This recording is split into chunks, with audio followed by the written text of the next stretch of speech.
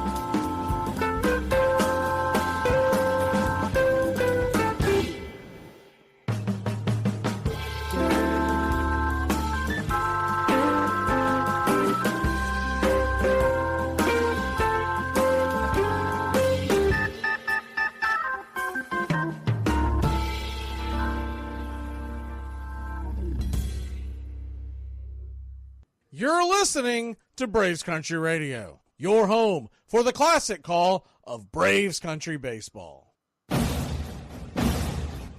Hey Braves Country, this is Mac Magee with Braves Country Radio. We are bringing you pitch by pitch, play by play of your Atlanta Braves all year long. Please like and subscribe today. It's free and it helps us bring you more of the game we all love. Braves Country Radio, your home for the classic call of Braves Country baseball.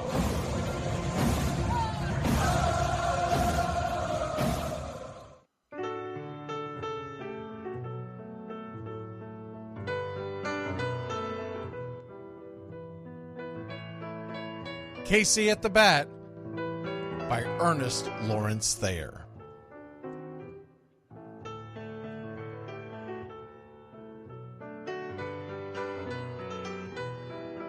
The outlook wasn't brilliant for the Mudville Nine that day. The score stood 4-2, but with 1 inning more to play. And when Cooney died at first, and Barrows did the same, a pall-like silence fell upon the patrons of the game. A straggling few got up to go in deep despair. The rest clung to the hope which springs eternal in the human breast. They thought, if only Casey could but get a whack at that, we'd put up even money now with Casey at the bat. But Flynn preceded Casey, as did Jimmy Blake, and the former was a hoodoo, while the latter was a cake. So upon that stricken multitude, grim, melancholy sat, for there seemed but little chance of Casey getting to the bat. But Flynn let drive a single, to the wonderment of all, and Blake, the much despised, tore the cover off the ball. And when the dust had lifted, and men saw what had occurred, there was Jimmy safe at second, and Flynn a hugging third. Then from 5,000 throats and more rose a lusty yell. It rumbled through the valley, it rattled in the dell. It pounded on the mountain and recoiled upon the flat, for Casey, mighty Casey, was advancing to the bat. There was ease in Casey's manner as he stepped into his place. There was pride in Casey's bearing, and a smile lit Casey's face. And when responding to the cheers, he lightly doffed his hat. No stranger in the crowd could doubt 'twas Casey at the bat. 10,000 eyes were on him as he rubbed his hands with dirt. 5,000 tongues applauded when he wiped them on his shirt. Then while the writhing pitcher ground the ball into his hip, defiance flashed in Casey's eye, a sneer curled Casey's lip. And now the leather-covered sphere came hurtling through the air, and Casey stood a-watching it in a haughty grandeur there. Closed by the sturdy batsman, the ball unheeded sped. "That ain't my style," said Casey. "Strike one," the umpire said. From the benches black with people, there went up a muffled roar, like the beating of a storm waves on a stern and distant shore. "Kill him! Kill the umpire!" shouted someone on the stand, and it's likely they'd have killed him had not Casey raised his hand. With a smile of Christian charity, great Casey's visage shone. He stilled the rising tumult, he bade the game go on. He signaled to the pitcher, and once more the dun sphere flew. But Casey ignored it, and the umpire said, "Strike two!" "Fraud!" cried the maddened thousands, and echoed answered, "Fraud!" But one scornful look from Casey, and the audience was awed. They saw his face grow stern and cold. They saw his muscles strain, and they knew that Casey wouldn't let that ball go by again. The sneer is from Casey's lip. His teeth are clenched in hate. He pounds with cruel violence his bat upon the plate. And now the pitcher holds the ball, and now he lets it go, and now the air is shattered by the force of Casey's blow. Oh, somewhere in the favored land, the sun is shining bright. The band is playing somewhere, and somewhere hearts are light. And somewhere men are laughing, and somewhere children shout. But there is no joy in Mudville. Mighty Casey has struck out. Casey at the Bat, Ernest Lawrence Thayer, published June 3rd, 1888. San Francisco Examiner.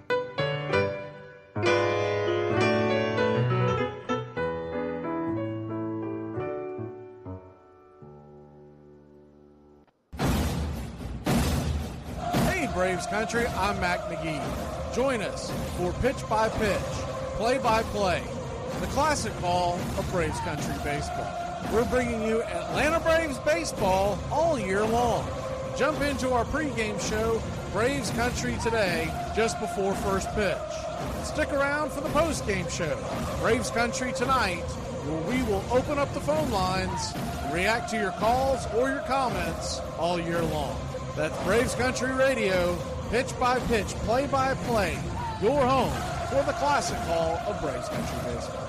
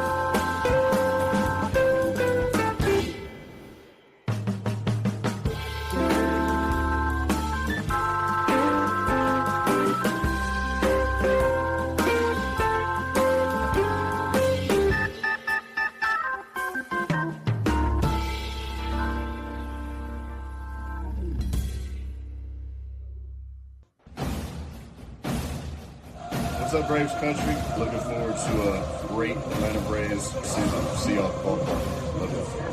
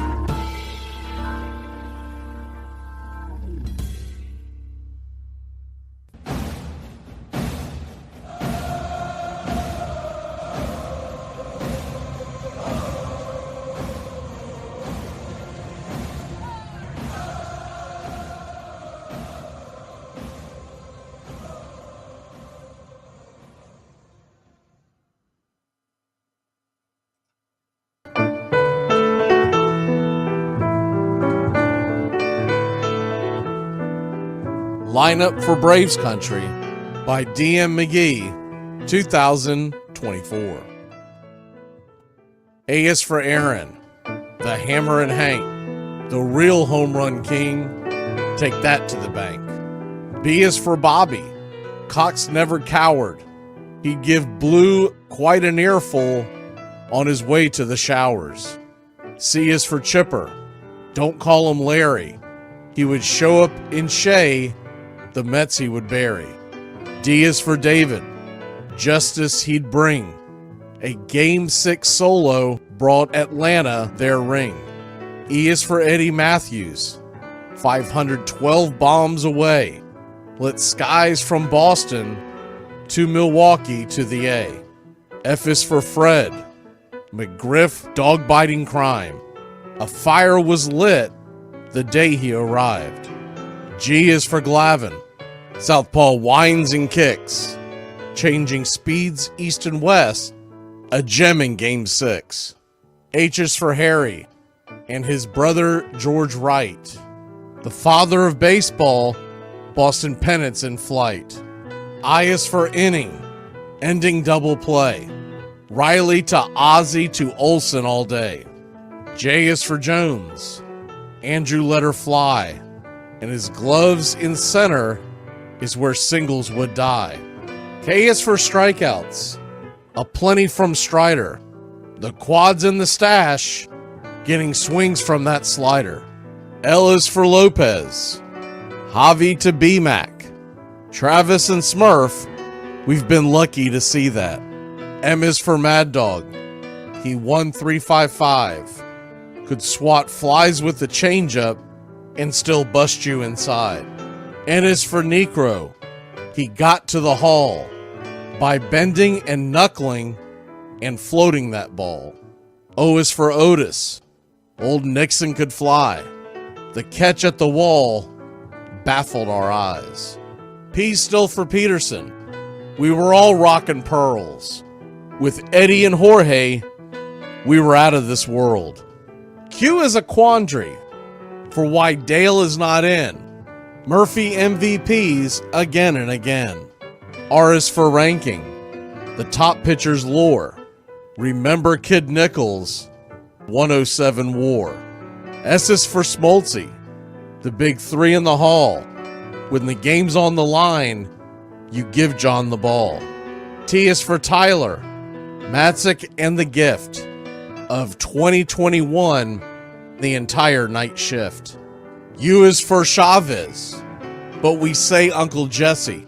The frames, the release, kept the batters guessing. V is Van Weeren. Skip Carey 2. Don Ernie Joe, the tales from the booth. W is Warren. Spawn Johnny Sane. They'd ride him in Boston and then pray for rain. X is Mazzoni. Yeah, X marked the spot. Leo rocked next to Bobby, and his pitchers stayed hot. Why it makes us feel young. The game's main appeal. Chopping through the battery, there's no better feel. Z is for Zip Boom Bam, Ramalama Ding Dong. Throughout the summer, we sing that song. From AJ to Eyeglasses and a hell of a pen. Mad Max, Uncle Charlie, win after win. A cannon from short, and RC you later. Acuna Matata, there is no one greater. Though you can't fit them all when you just A to Z. Think of your favorites in the rafters we see. I started with 3, then 10, 25, 47, 31, and of course 29. Let's not forget 21, 41, 35, the great 44, or 755, and old number 6, who led his great teams. The pennants were flying. It felt like a dream. From Boston to Milwaukee to Atlanta's TBS, a family, a tradition, Braves Country's the best. Lineup for Braves Country by DM McGee, 2024.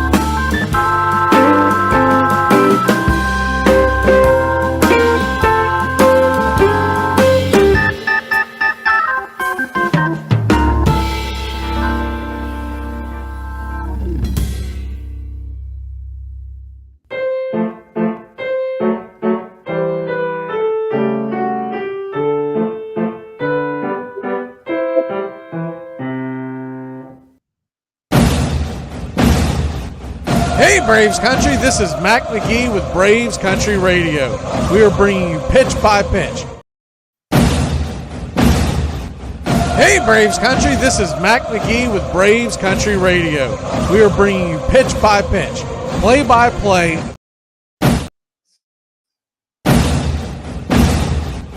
Hey Braves Country, this is Mac Magee with Braves Country Radio. We are bringing you pitch by pitch, play-by-play of your Atlanta Braves all year long. Please like and subscribe today. It's free, and it helps us bring you more of the game we all love. Braves Country Radio, your home for the classic call of Braves Country Baseball.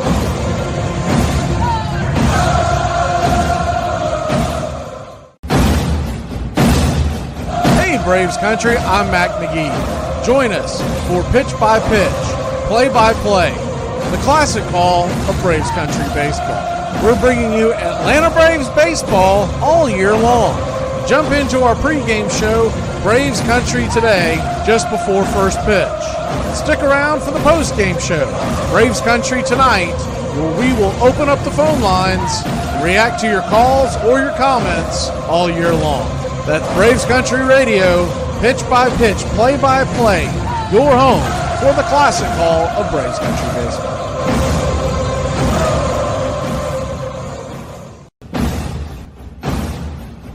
Join the country club today. The first month is free. You'll have access to badges, one-of-a-kind emojis to display your Braves pride throughout the ball game. You'll also get instant access to our video drops, members-only chat, wallpapers, and more is on the way. Help support Braves Country Radio. Join the country club today.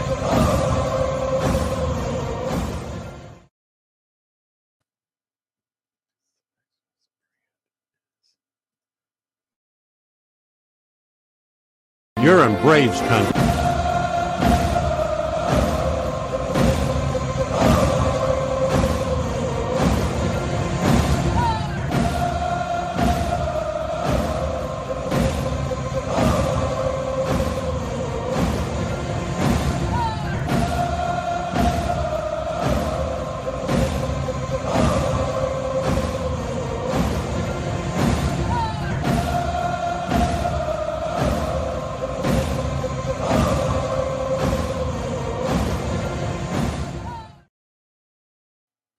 Welcome in Braves Country. Hope you are having a great day. It is opening day, and we are going to get into it before we bring you the game here, pitch by pitch, play by play of your Atlanta Braves.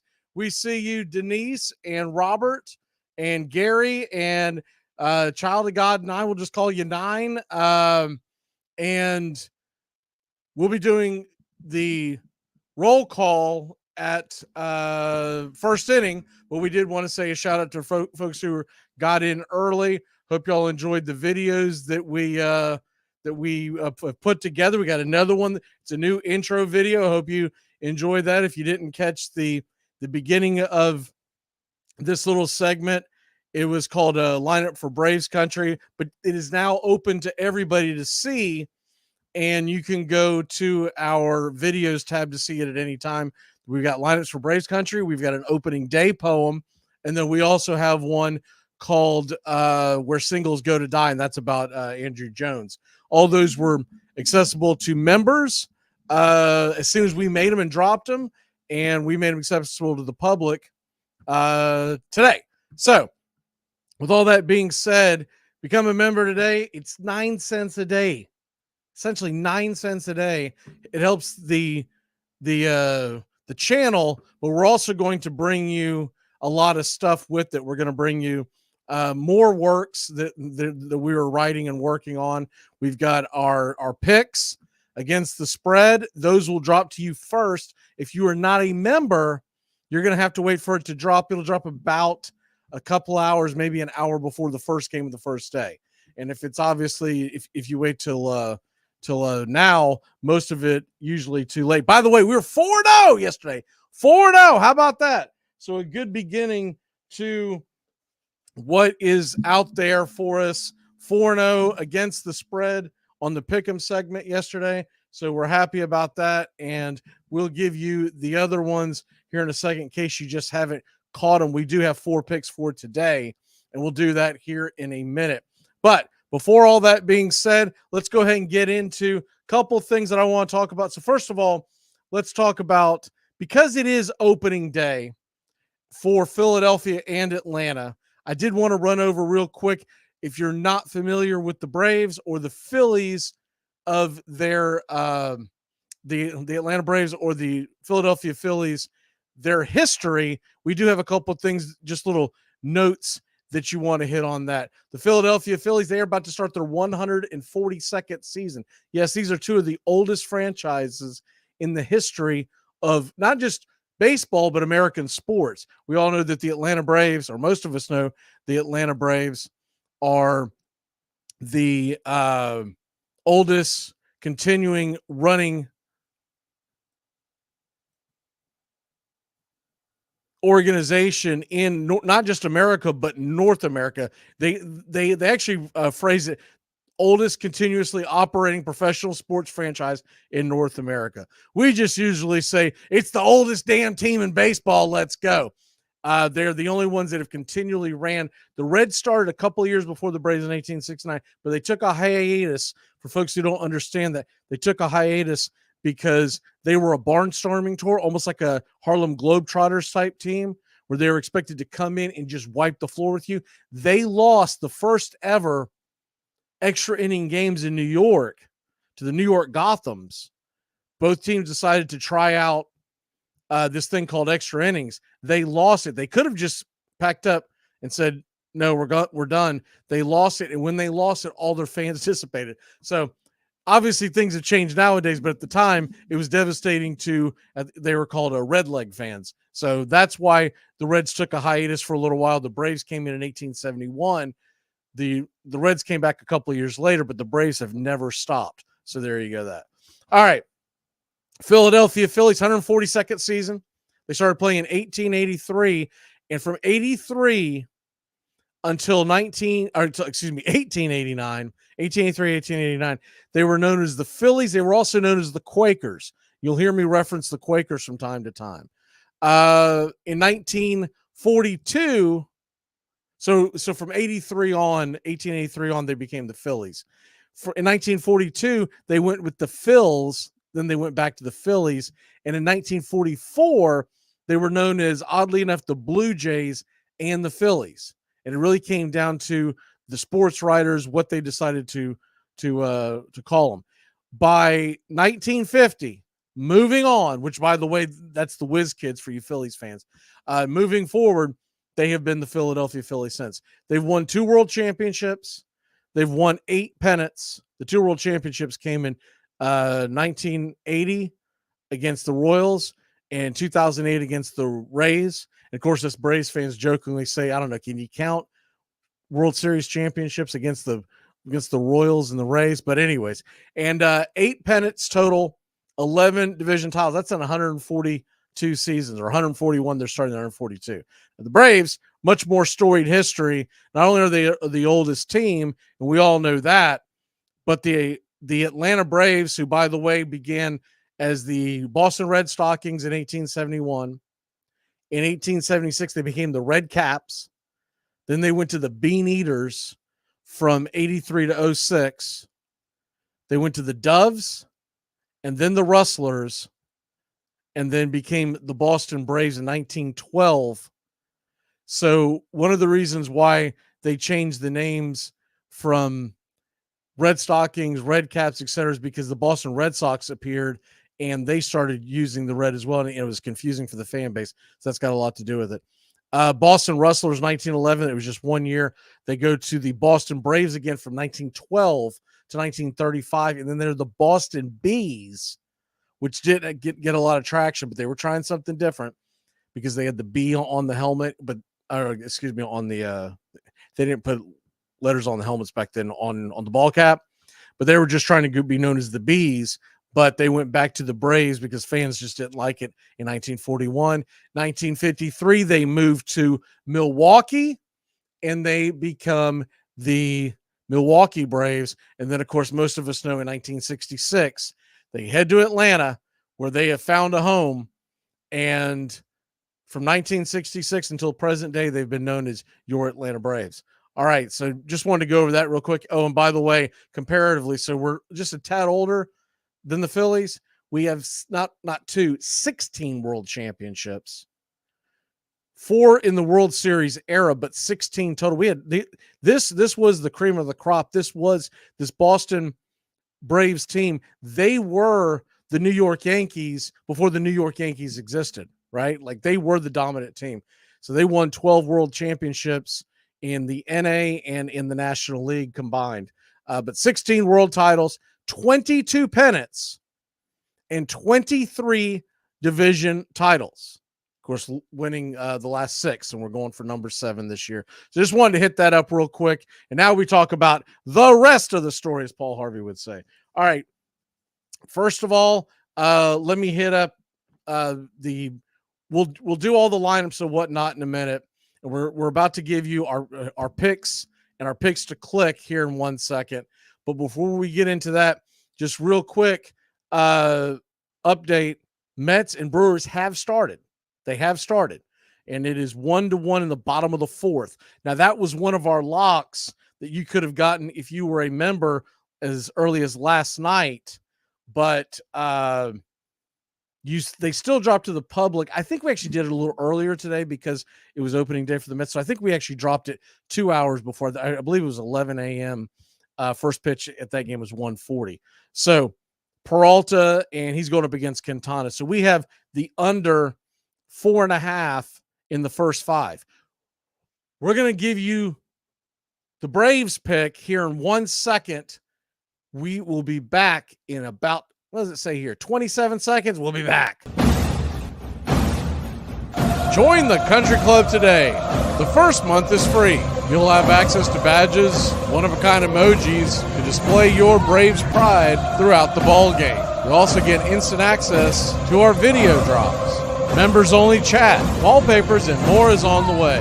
Help support Braves Country Radio. Join the country club today.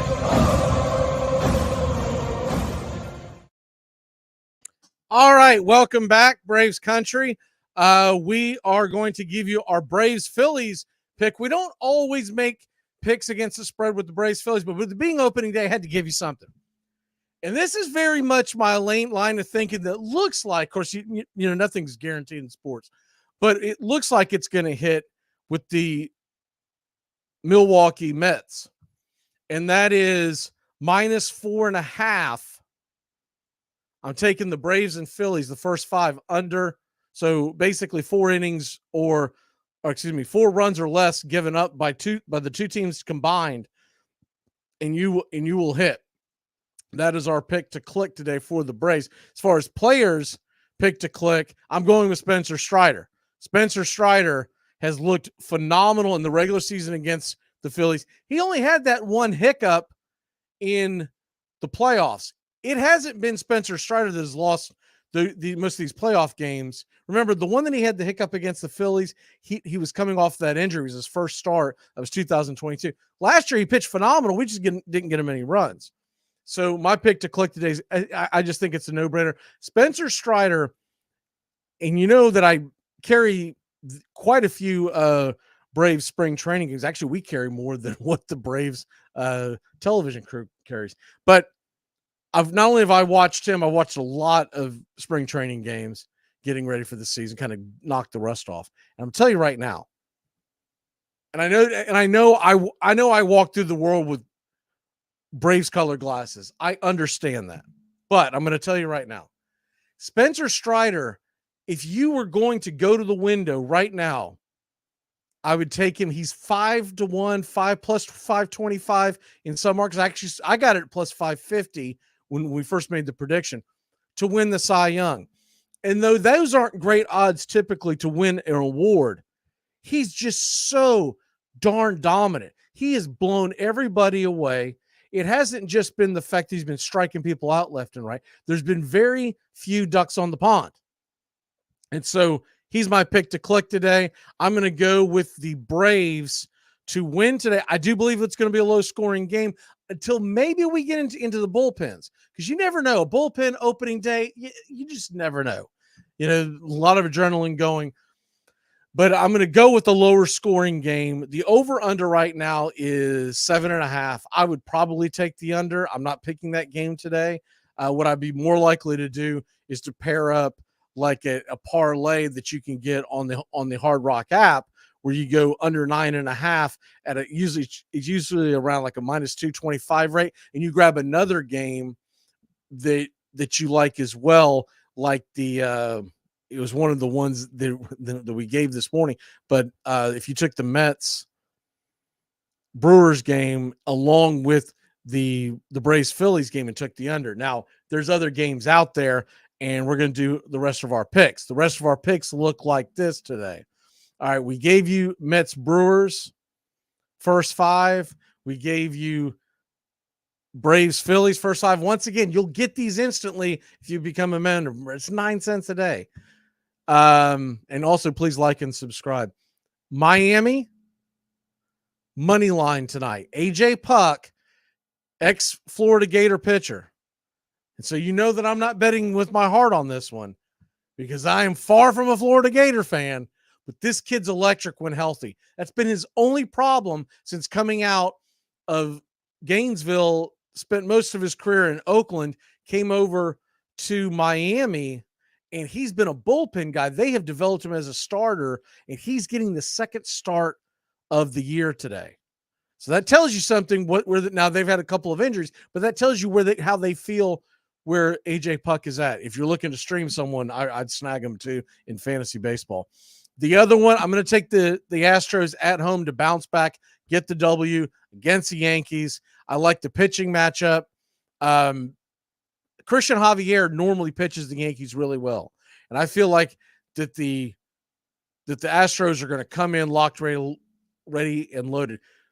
Marlins game is at 7:10, so you got something to watch tonight, and the Houston game is at 8:10, so we look forward to that.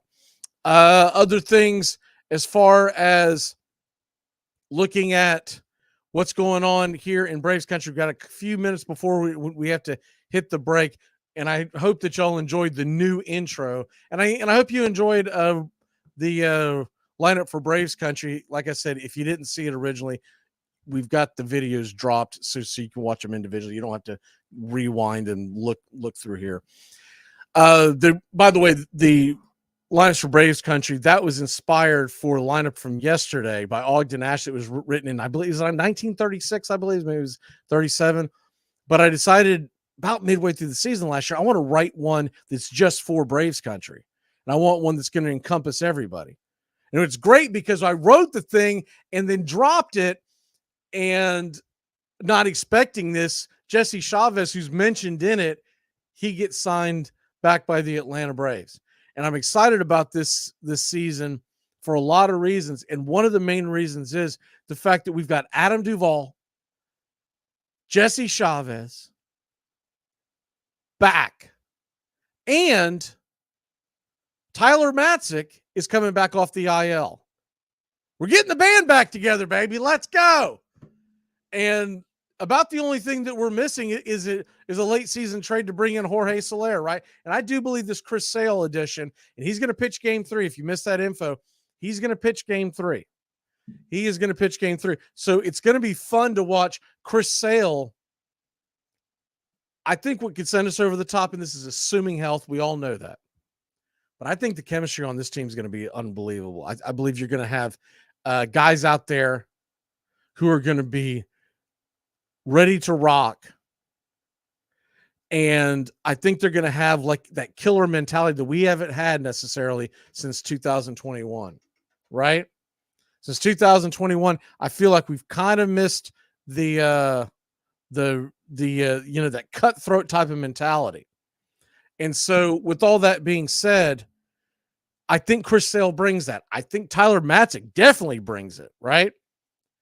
And on top of that, you're talking about guys like Adam Duvall that you can bring in. And it's great for the team chemistry that Jesse Chavez is back, because him and Charlie Morton are like best buds.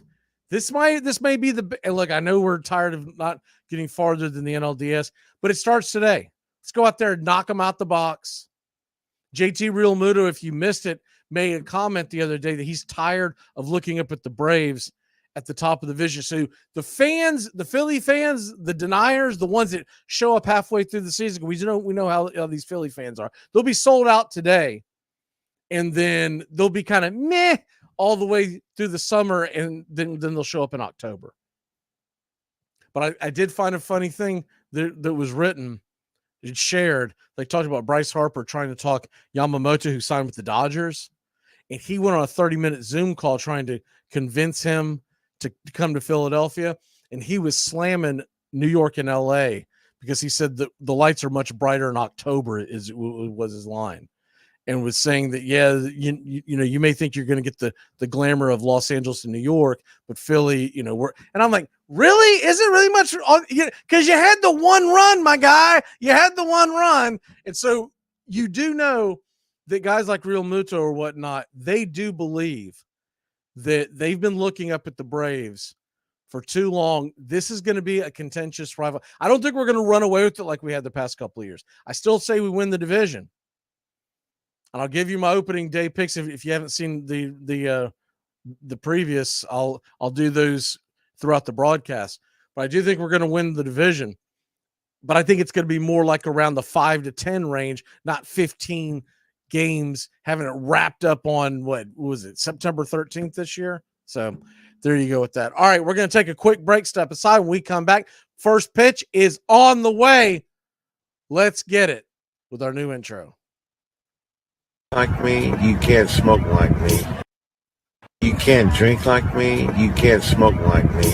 So don't try and be like me. Let's party together.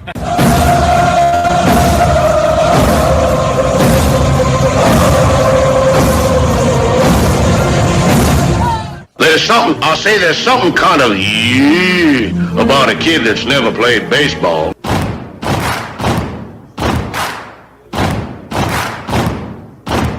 Baseball is a beautiful thing. It's more beautiful in an old park. It's asymmetrical and quirky. But even in a dome with artificial turf, it's beautiful. The way the field fans out, the choreography of the sport, the pace and rhythm of it, the fact that pace and rhythm allows for conversation and reflection and opinion and comparison. In right field, the crowd is tormenting Strawberries, singing, Darryl, Darryl. Little roller up along first, behind the bag, it gets through Buckner. Here comes Knight, and the Mets win. And there's a fly ball deep to left. It's on its way. There it goes, and the Yankees are going to the World Series. Aaron Boone. Ground ball stabbed by Folk. He has it. He underhands to first for the first time in 86 years. The Red Sox have won baseball world championship. Can you believe it? It's a pastime, something you do. It's entertainment, something you watch, and it's a shared experience, something you talk about and read about. But you can apply those same three criteria to other things. What makes baseball special is that it's the best game that's ever been devised. Smith corks one into right down the line. It may go. Go crazy, folks. Go crazy. Sure as God made green apples, someday the Chicago Cubs are going to be in the World Series. A little bouncer slowly toward Bryant. He will glove it in front of Rizzo. It's in time. And the Chicago Cubs win the World Series. Cubs win. What a lucky break. The good Lord wants the Cubs to win. How can you not be romantic about baseball? If baseball is about caring, about loyalty and rivalry, Braves fans are on their feet hoping for some kind of a bleeder or a seeing-eye single. Here's the 1-2 pitch. Fastball hit high and deep down the right field line. It's going back, back, back. Is it fair? Is it zip, boom, bam, it's gone! Ram-a-lam-a ding dong, a 3-run shot, and your Atlanta Braves have taken a 1-1 lead. A banger, and she's gone, baby. There's a very peaceful thing. It was created and played in pastures and meadows. There's grass, there's outdoors, there's everything that people thought was American and feel about America. You get in a ballpark, and it's the wonder of walking through that dark tunnel and seeing a huge open space where men play the little boy's game.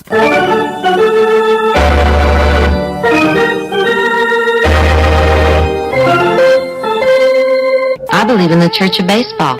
I've tried all the major religions and most of the minor ones. I know things. For instance, there are 108 beads in a Catholic rosary and there are 108 stitches in a baseball. I prefer metaphysics to theology. You see, there's no guilt in baseball, and it's never boring. It's a long season and you gotta trust it. I've tried them all, I really have, and the only church that truly feeds the soul day in, day out is the Church of Baseball. High fly ball into right field. She is gone! Swung line drive left field. 1 run is in. Here comes Reed. Here's the throw to the plate. He is safe. You're in Braves country. If there's a bigger thing going on right now, I don't know what it is. We're down to one strike here. Gurriel, the last hope for the Houston Astros. Here's the 0-2 pitch. Swung on, bounced over to Dansby. Dansby fires it over to first. And here comes the dog pile. Fire the cannons in the battery. Do the chop all throughout Braves country. Pop that top. Your Atlanta Braves have won it all. Oh, say can you see by the dawn's early light what so proudly we hailed at the twilight's last gleaming, whose broad stripes and bright stars through the perilous fight o'er the ramparts we once were so gallantly streaming, and the rockets' red glare bombs bursting in air gave proof through the night that our flag was still there. Oh, say does that star-spangled banner yet wave o'er the land of the free and the home of the brave? Play ball.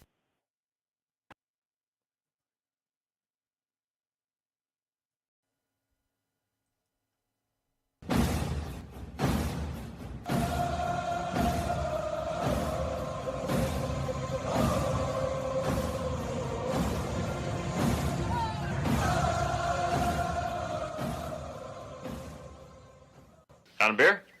7 o'clock in the morning. Scotch? Hey, howdy, hi, and how the hell are you? Pull up an armchair, girls and boys, and join us for Braves Country Baseball. You're listening live, and the scene is Citizens Bank Park in Philadelphia, Pennsylvania, where we're set to bring you pitch by pitch, play-by-play of your Atlanta Braves. Hi, I'm Mac Magee. Here are your starting lineups for today's action. Leading off and playing right field for your Atlanta Braves, Acuna Matata, Ronald Acuna Jr., the 2023 National League MVP. Batting second, playing second, Ozzie Albies. 2023, he had 33 home runs and 109 RBI. Batting third, playing third, Austin Riley. The rake finished with 37 home runs, 97 RBI, and an .861 OPS. Batting cleanup for your Atlanta Braves, it's Matt Olson. The Ice House set records for the Atlanta Braves with 54 home runs in a season and 139 RBI in a season in 2023. Batting fifth, the designated hitter, Marcell Ozuna. The Big Zoo, 40 home runs, 100 RBI in 2023. Batting sixth and patrolling center field for your Atlanta Braves, Michael Harris II. MH2 had 18 home runs, 57 RBI, and an .808 OPS last year. Batting seventh and behind home plate, Sean Murphy.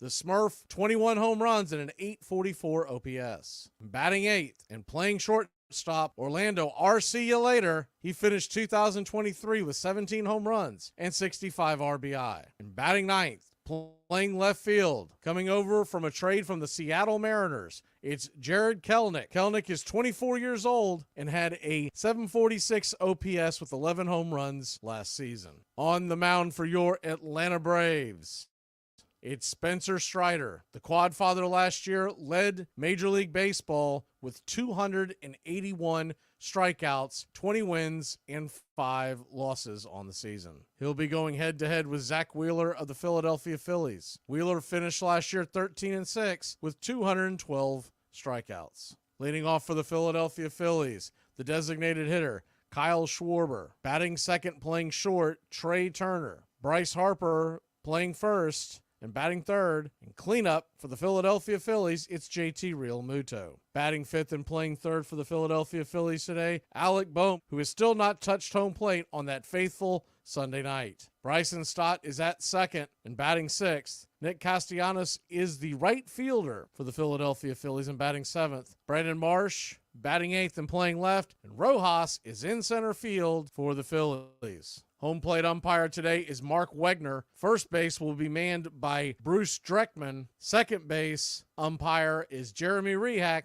And down the third base line, it's Clint Vondrek. Well, it's about that time. Pour you a cold one. Pull up an armchair. It's Braves Phillies opening day 2024. Let's get it, boys and girls. Warm up that chop hand.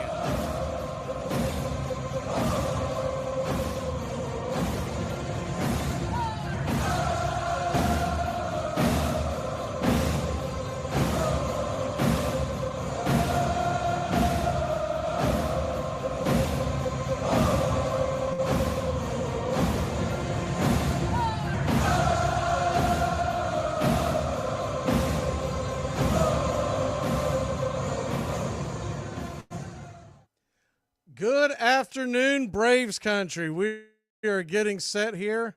May have to go in and out of this real quick because they've had some bugs this spring with the scoreboard. So let me see if I can go in and out. And we are just about set for Atlanta Braves baseball. You are listening live, and the scene is Philadelphia, where your Braves will take on the Phillies. I'm Mac Magee, and yes, sir, it is baseball time in Braves country. Ronald Acuna Jr. in his all grays comes set.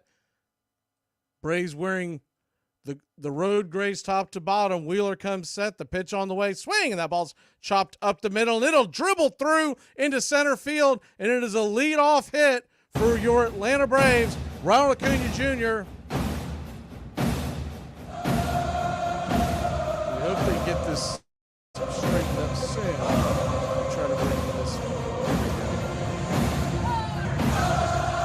Doing it. I was checking it on the Mets game earlier. It was doing the same thing. It usually settles down.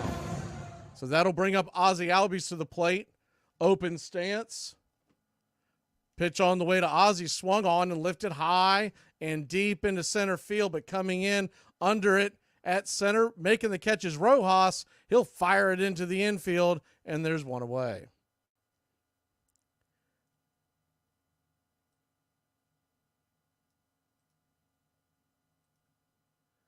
Braves nothing, Phillies nothing. Austin Riley comes to the plate. Runner on first. One out. You're just joining us. The game has just begun. Ronald Acuna Jr. led off with a single in the first pitch. The first pitch to Riley swung on and fouled back out of play, 95 miles an hour. Back behind him, it's 0-1. Riley, 281 batting average, 37 home runs, 97 RBI, and 861 OPS. The 0-1 pitch. Wheeler comes set. Fastball up top, swing and a miss. It's 0-2. So an 0-2 count. Ronald Acuna Jr. standing on first.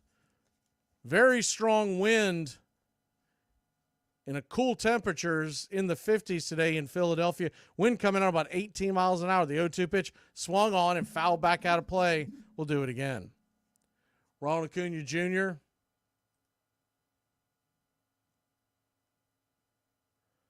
dancing back and forth, and he's got the attention of everybody in the stadium. Wheeler comes set, the wind whipping off his shoulder. The 0-2 pitch down and away. Acuna's gone, and he has got the first stolen base of the season. How about that?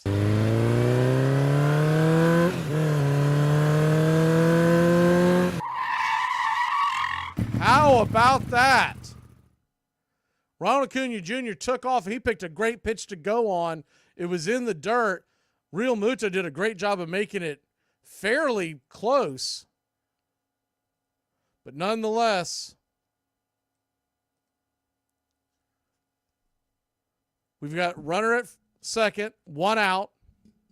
The 1-2 count on Riley as the home plate umpire is cleaning off home plate. Like I said, the wind is whipping. Looks like it's whipping from left to right. The 1-2 pitch, high and inside, almost gets a little chin music, 95 miles an hour. Might have been to send a message to get Riley from hanging off the edge of the plate. So already some tension here in what I consider today is the best rivalry in baseball. The 2-2 pitch inside, good take by Austin. It's 3-2. So a 3-2 count.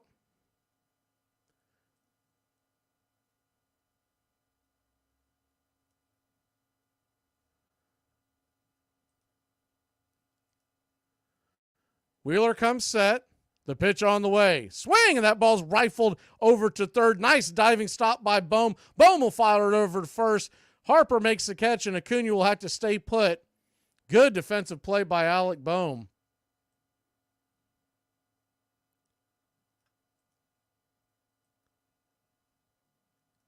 He had to dive to his left. That thing gets through, the Braves would have the lead. But instead, it'll bring Matt Olson to the plate. Matt Olson takes the first pitch high, 96 miles an hour, just above the cut. It's 1-0. Pitch was out over the plate. Braves nothing, Phillies nothing. Top of the first inning, opening day in Philadelphia. The 1-0 pitch. Swung on and lifted high, but out of play down the third base line. We'll do it again. It's 1-1.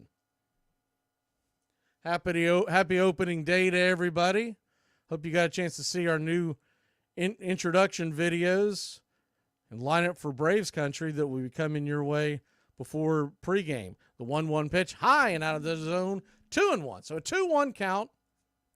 We've talked about it all off season, but pre-games will be live on this feed. The post-game will follow directly, but it'll be on a different feed. We have it in the chat. We'll have it pinned by the end of the game.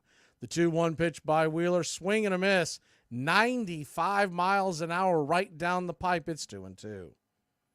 So a 2-2 count, runner on second in the form of Acuna Matata. Philly faithful coming to their feet. The 2-2 pitch on the way. Swing, and that ball's rifled. A diving stop by Harper, and that'll end the inning. Unbelievable catch. Two incredible defensive plays by the cornerstones of the infield, and that'll end the inning. Braves nothing, Phillies nothing. Spencer Strider is coming to the bump. We'll be back in a flash. Hey, could somebody explain to me why we can't even give away a used mattress, but we'll spend $300 a night to sleep on one at a hotel? One of the things I really love about mine and my wife's relationship is the fact that she told me we ended up together because she manifested it. I love that, because nothing makes a fella feel better than knowing some she-shaman meddled with free will by means of witchcraft in order to find a mate.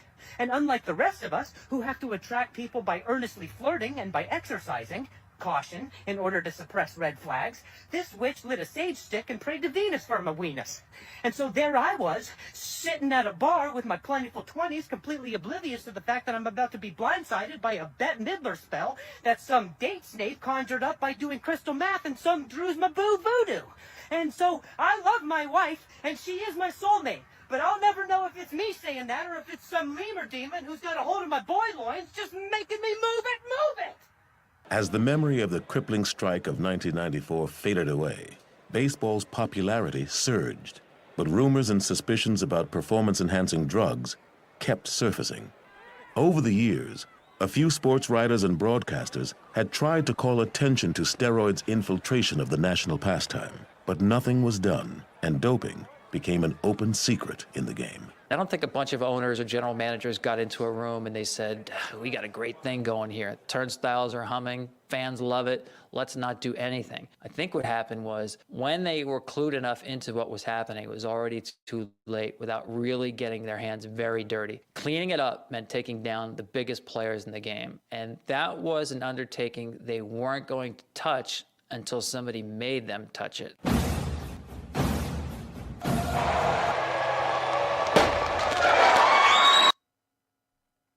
Welcome back.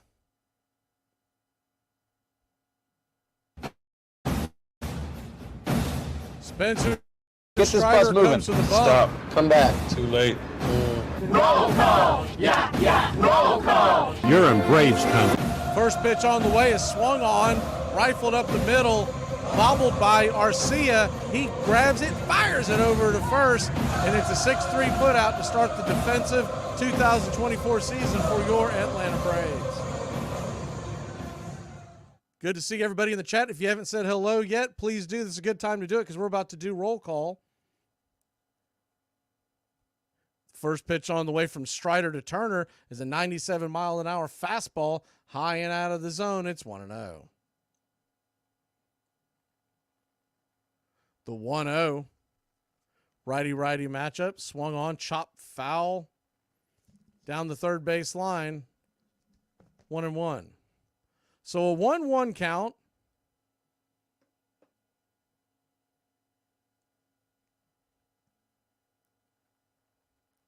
Strider comes set, pitch on the way, swung on and laces that foul towards the dugout.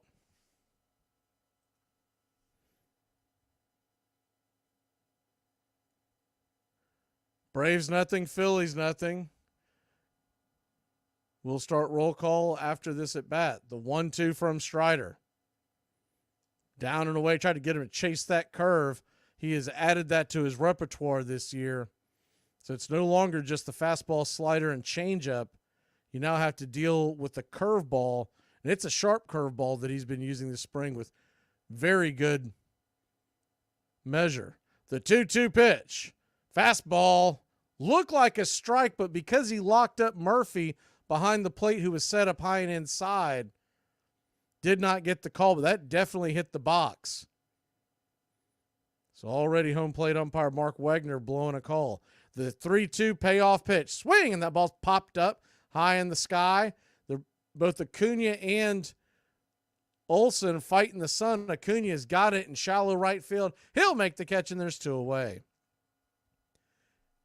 Howdy to Miguel, Robert, a Braves Country Club member. Denise, Braves Country Club member.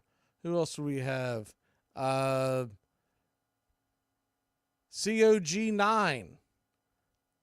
Daniel, AY, Kevin, Gary, Monker, Goat, good seeing you, Goat. First pitch on the way to Bryce Harper is a swing and a miss strike. Fastball hard of the plate. It's 0-1. Good afternoon, Russell. I think I already said Gary, but Gary, Jeremy, Icy. The 0-1 pitch. Fastball, swing and a miss. It's 0-2. So an 0-2 count. Panda, Philly Whiz Kids, Tommy. And there you go.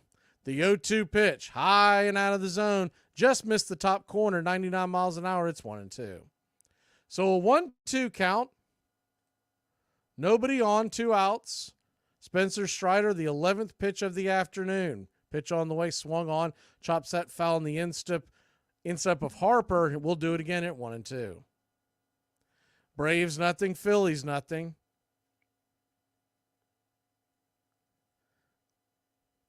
Home plate umpire Wegner's going to wipe off the plate again as Harper uses his timeout. You're starting to see that a lot. There must be a lot of dust coming over the plate as there's, like I said, the winds are whipping about 20 miles an hour on and off from right to left.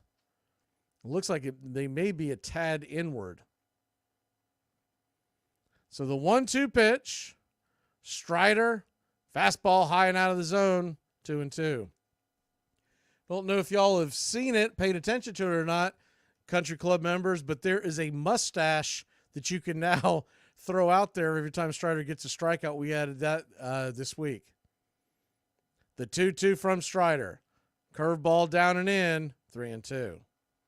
So a 3-2 count.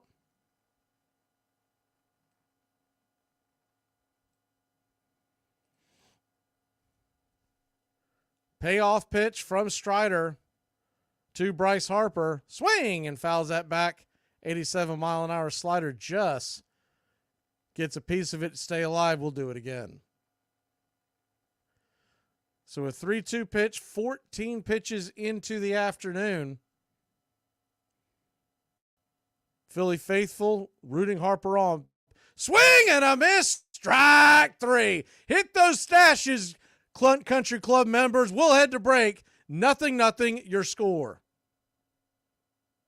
In 1878, more than 8 million bats were sold in the United States, and players often rode to the ball field in painted carriages, singing team songs. Everybody had a team. At Orting, Washington, the Fats took on the Lean. Whalers, frozen in at Herschel Island above the Arctic Circle, played too, naming their teams the Hoodlums, Walruses, and Blubbers.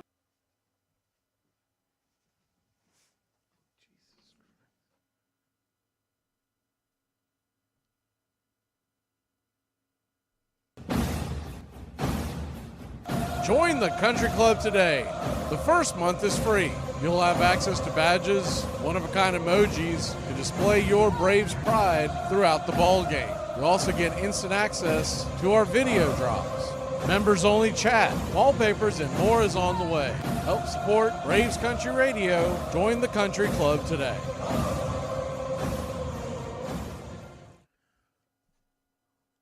Welcome back to Braves Country Baseball.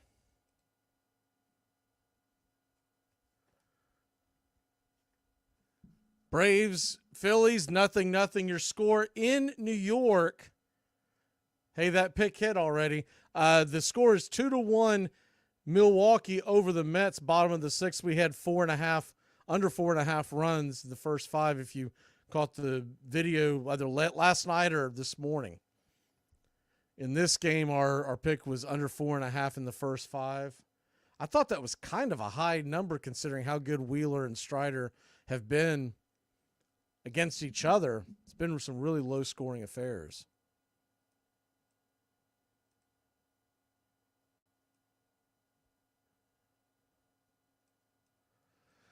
So we're back to the action. Your Atlanta Braves. Wheeler faces Marcell Ozuna. The first pitch on the way. It's a fastball right there on the outer edge for a strike. It's 0-1.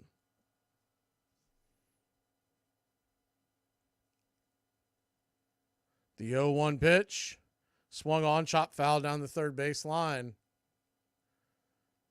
It's 0-2.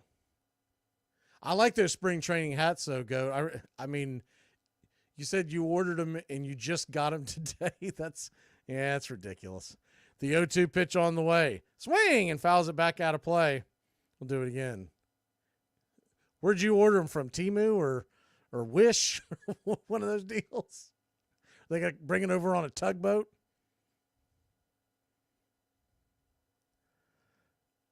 So an 0-2 count. Wheeler comes set. Whoa, high and inside. Little chin music. That's the second time he's thrown some chin music to the right-handers. Don't know if that's intentional or if he's just losing control. The first one to Riley seemed intentional. Not sure about that one. The 1-2 pitch.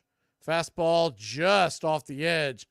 Wheeler wanted that call, but it did look like it just missed. It's 2-2. So a 2-2 count. Nobody on, nobody out, top of the second inning. just getting underway. Wind blowing in now, about 21 miles an hour. The 2-2 pitch, swing, and that ball's hit hard on the ground, but right at Stott. He'll make the catch, the scoop, flips it over, 4-3 put out, and there's one away.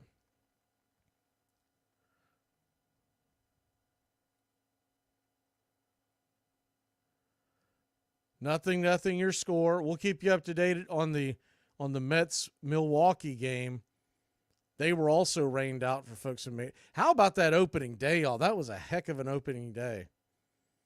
Not just because I went 4-0 on our picks, but that was just a great opening day. First pitch on the way to Michael Harris. The second is a swing and a miss over the top. It's 0-1. Michael Harris, 18 home runs last year. The 0-1 pitch, down and in, 1-1. So a 1-1 count. I'm going to tell you right now, I'm going to make some predictions on this show. One of the ones that I want to make today on Michael Harris the second. I think he may get 30-30, but will definitely get 25-25 club. The 1-1 pitch swung on, grounded over towards the third base side. Bohm juggles it, buggles it, and he is going to be an infield single for Michael Harris the second. Let's get it, Braves country.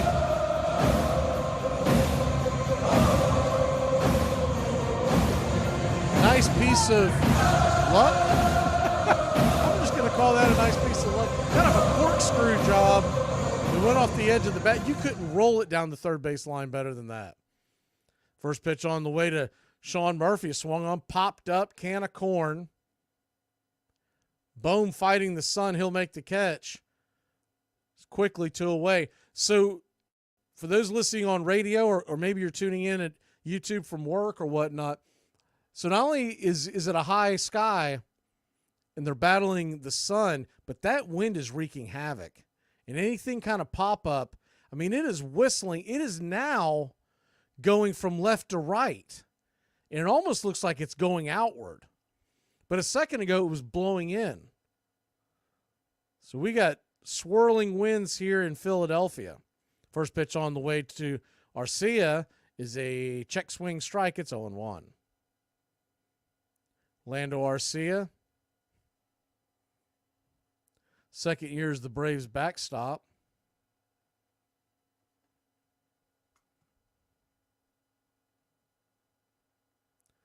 The 0-1 pitch. Swing and a miss. Top shelf. It's 0-2. So an 0-2 count.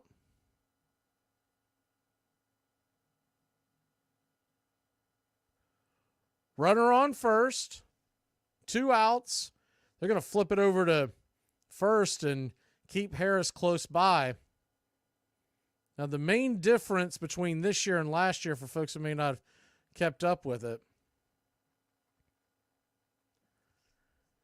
in the rule book is the 0-2 pitch is swung on, popped up high, bending back out of play. The main rule change that you'll notice is the pitch clock has gone from 20 to 18 with men on base.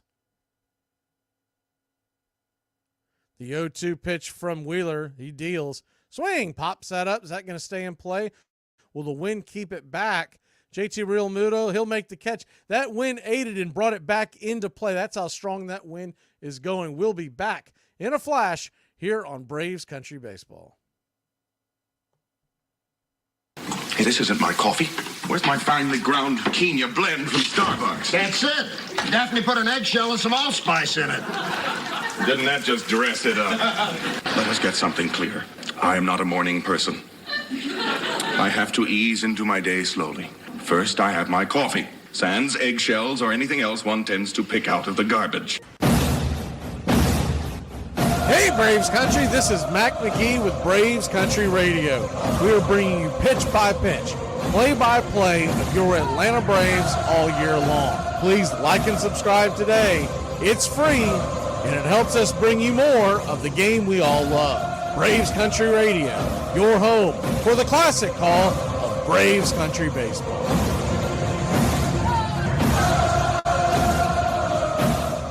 if there's anything I could change about the league to make it better, probably just all the guys sitting resting. That's the only thing I probably don't like. Just play, man. If you 80%, you got to play. I don't like all the sitting, missing games and stuff. Like these people might have enough money to come to one game. You know what I'm saying? And that might be the game they come to, and then you sitting out. You know what I'm saying? So I take pride in trying to play every game because I don't know. It might be one fan that has never seen me play, and I'm trying to play. So that's the only thing I don't like. Guys just sitting out. Armchair. Who is on first? What are you asking me for? I don't know. When the University of Illinois played Northwestern, Illinois rooters fired blanks into the air. Much more convenient than yelling, the campus paper said, and has a better effect on the visiting team. And when the Princeton Tigers beat Yale, their fans roared right onto the field. Braves Country Radio. Please like and subscribe today. YouTube.com/@BravesCountry.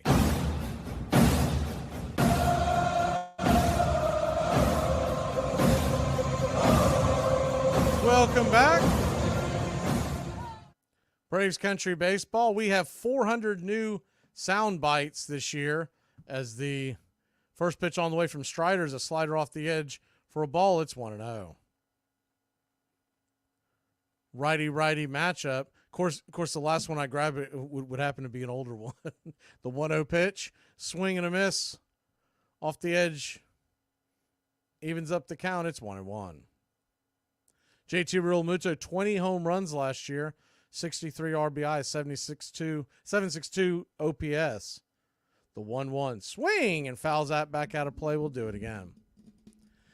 I know it was a bummer to have opening day rained out, but honestly, I think in some ways it works better for the road team because you get that weird day off in between opening day and the next day, and you don't really know what to do with yourself in the city. And this way you just kind of roll into the season.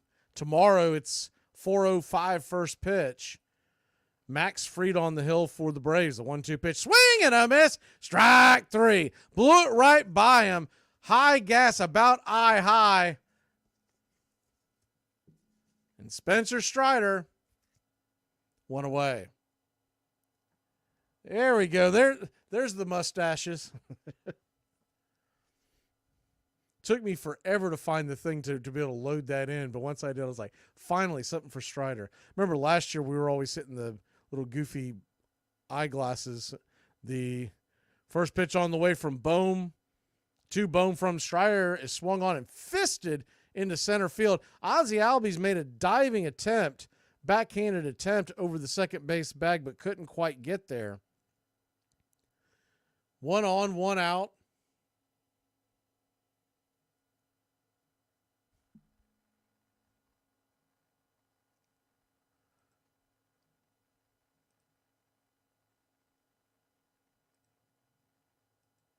So that'll bring up the left-handed bat of Bryson Stott. Righty-lefty matchup. The first pitch on the way, swung on, popped up, high in the sky, can of corn, but nothing is given as Arcia will make the catch. And there's 2 away. Tell you what, I don't know what he was doing, but it's playing such games with that ball. On that hit in the sky, Austin Riley was nowhere near it.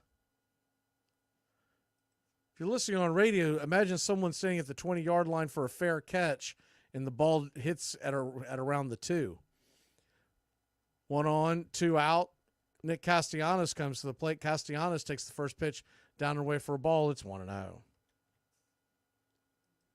I mean, that was wild. I've never seen someone that far away. Luckily, Arcia was on at the 1-0 pitch. Swing and a miss over the top. It's 1-1. Now, I know he was waving off at the end, and maybe that's what he was doing initially, but normally the guys are somewhat close to it in case he loses it. The 1-1, swing and a miss. Nasty slider off the edge. It's 1-2. So a 1-2 count.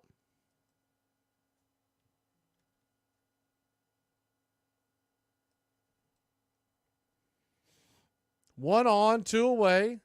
Bottom of the second inning, 0-0 your score. Strider comes set. The righty lifts the glove, kicks and deals, curveball in the dirt, nowhere near it, into the left-handed batter's box, and evens up the count at 2-2. So deuce is wild here. We're in the bottom of the second. A 2-2 count with 2 outs.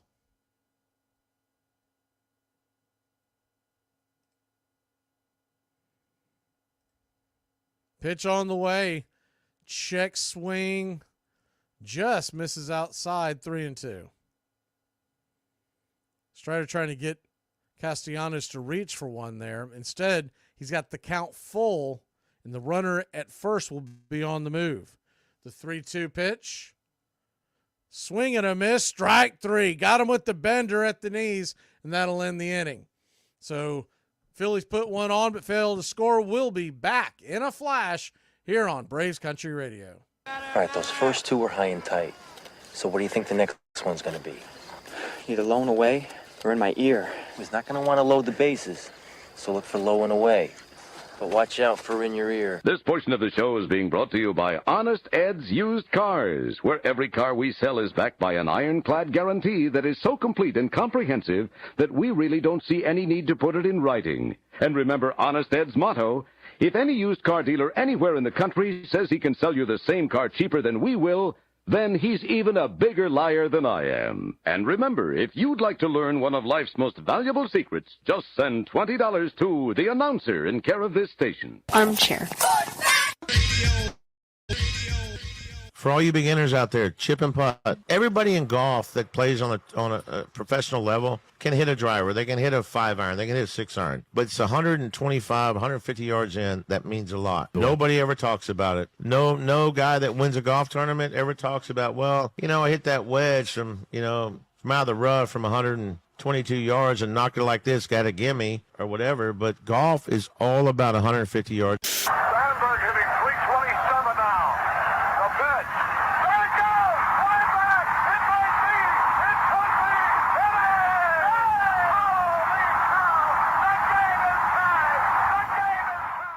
Soldiers in both armies played ball whenever and wherever they could, just like boys, one of them remembered. If there was any transforming incident in the history of baseball, as in the history of this country, it was the Civil War. Play in the 1840s and 50s was not for the middle class. It was not for the working class. It was reserved for so-called gentlemen. Play became democratic when it became portable. It became a people's game. Welcome back, Braves Country. We're just 17 likes away from chopping that sign. How about that? First pitch on the way to Jared Kelenic is right there at the knees for a strike. It's 0-1. Good seeing everybody here on opening day. Braves nothing, Phillies nothing. Top of the third, the 0-1 pitch to Kelenic. Swung on and slapped back foul. It's 0-2.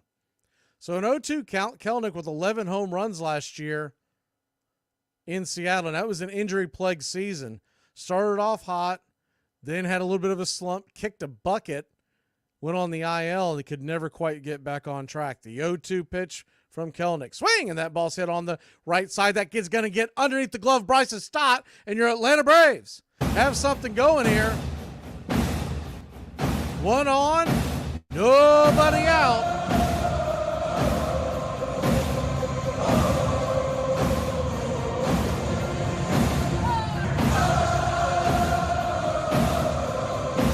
Good piece of hitting, just past the outstretched glove.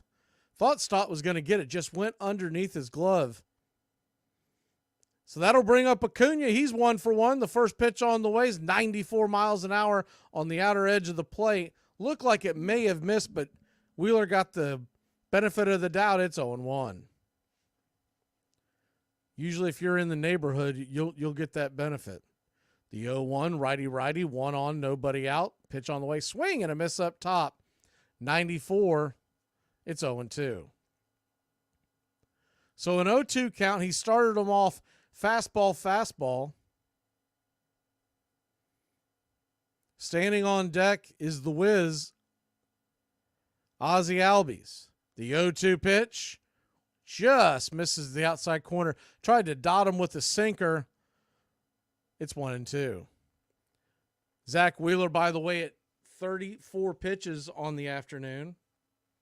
Still very manageable for the right-hander. I think along with Strider, probably be right up there with the Cy Young votes. The 1-2 pitch, fastball misses high, and the throw is down to second base as Jared Kelenic got caught with his hand in the cookie jar. He tried to take off. He did not get a very good jump, and Real Muto made him pay. Jared Kelenic trying to make something work. He did attempt a swim move and almost thought that he missed him, but he got his knee just as he was about to tag the bag. We'll give him an A for effort there, but about a C- on the jump. The 2-2 pitch. Swing! Pops it up, back foul. We'll do it again.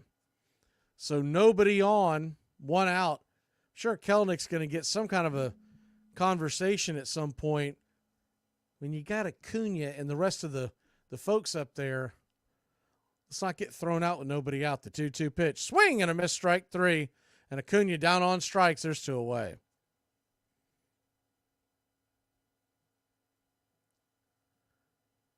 Braves nothing, Phillies nothing. Top of the 3rd inning. Make sure to jump over to the post-game show. Follow directly after this game. We'll put the link up in the chat. First pitch on the way to Ozzie Albies off the plate wide and out of the zone. It's 1-0. The 1-0. Ozzie Albies 0 for 1. The fly out in the first. The 0-1 delivery. Rocks and fires, swing and a miss over the top. It's 1-1.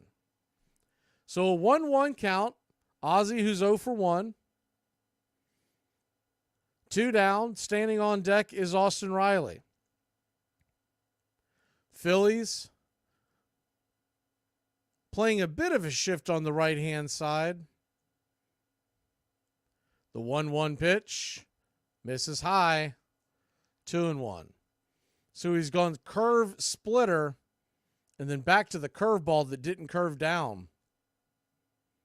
Wind still whipping here in Philadelphia, now blowing out towards right field. The 2-1 pitch inside, 94 miles an hour, almost got him. Ozzie dances backwards, and it's 3-1. I mean, those flags are straight. They are absolutely getting wound. The 3-2 pitch, swing and a miss. Sinker off the edge, faded away. It's 3-2. So a 3-2 count.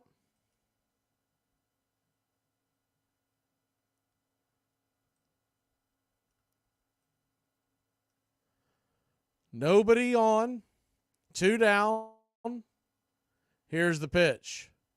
Wheeler, rocks and fire, swung on, and it's a soft liner over towards Harper. He'll make the catch. His second nifty play of the day over on that side. We'll head to the bottom of the 3rd. It's 0-0 in Philly. You come at the king, you best not miss. 1 strike they count to Gwynn, and the fastball inside, 1 ball, 1 strike. At first, second, and short.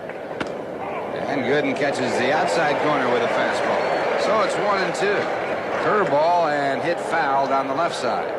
Giving him an off-speed pitch that he can really handle with a man on third and the infield back, especially through the middle. It's like giving up the run.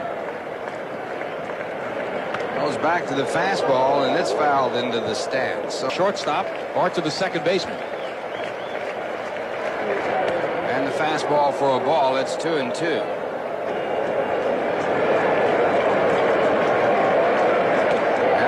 Fastball, that puts the count at 3-2. And as you pointed out, Rusty, he does not strike out often.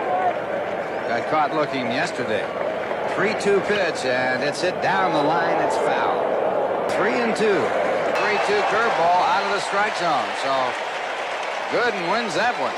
This portion of the show is being brought to you by our mystery sponsor, a product that is so good that they're paying us to keep anyone from associating it with this program.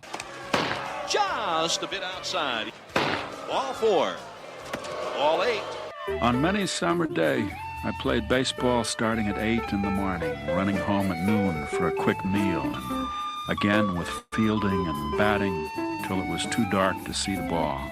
These were times when my head seemed empty of everything but baseball names and figures. I could name the players who led in batting and fielding, and the pitchers who had won the most games. And I had my opinions about who was better than anybody else in the national game. Carl Sandburg. Welcome back to Braves Country Baseball.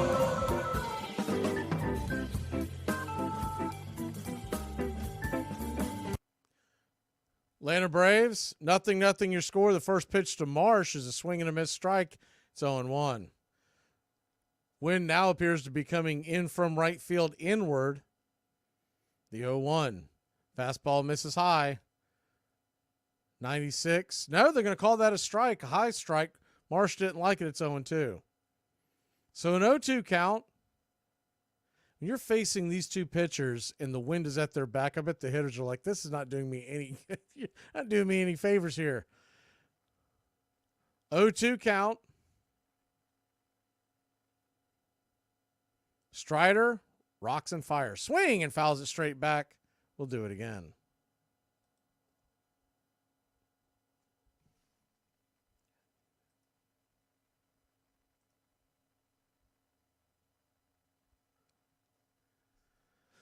The 0-2 comes set. Swing and a miss, strike 3. He went fishing off the pier inside near his ankles, and there's one away. Spencer Strider. I think the biggest question here for these two pitchers is how long can they go? What's the pitch count on a... Now, Strider's been pretty well stretched out, but you're still not going to go out there and burn a pitcher out in the opening day. The first pitch on the way to Rojas is down and away for a ball. It's 1-0. Righty-righty matchup. The 1-0. Briefly, there was a cloud that went over the field, but it's starting to fade away. The 1-0 inside, called for strike, 1-1. So a 1-1 count.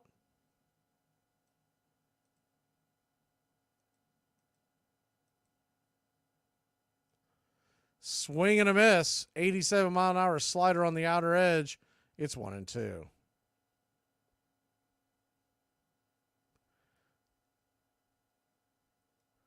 The 1-2 from Strider.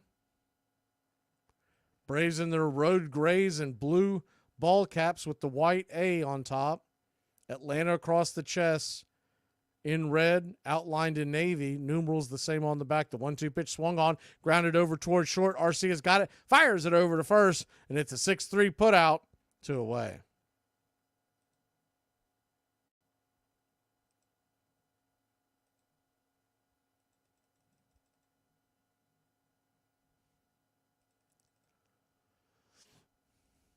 So 2 down, nobody out. Spencer Strider at 35 pitches.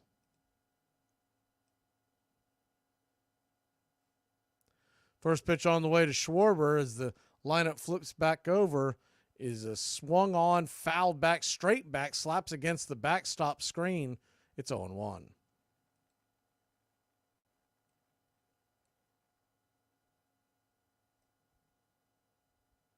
The 0-1. Tried to get him to chase the slider down and away, but maybe it was the change. It's 1-1. So a 1-1 count.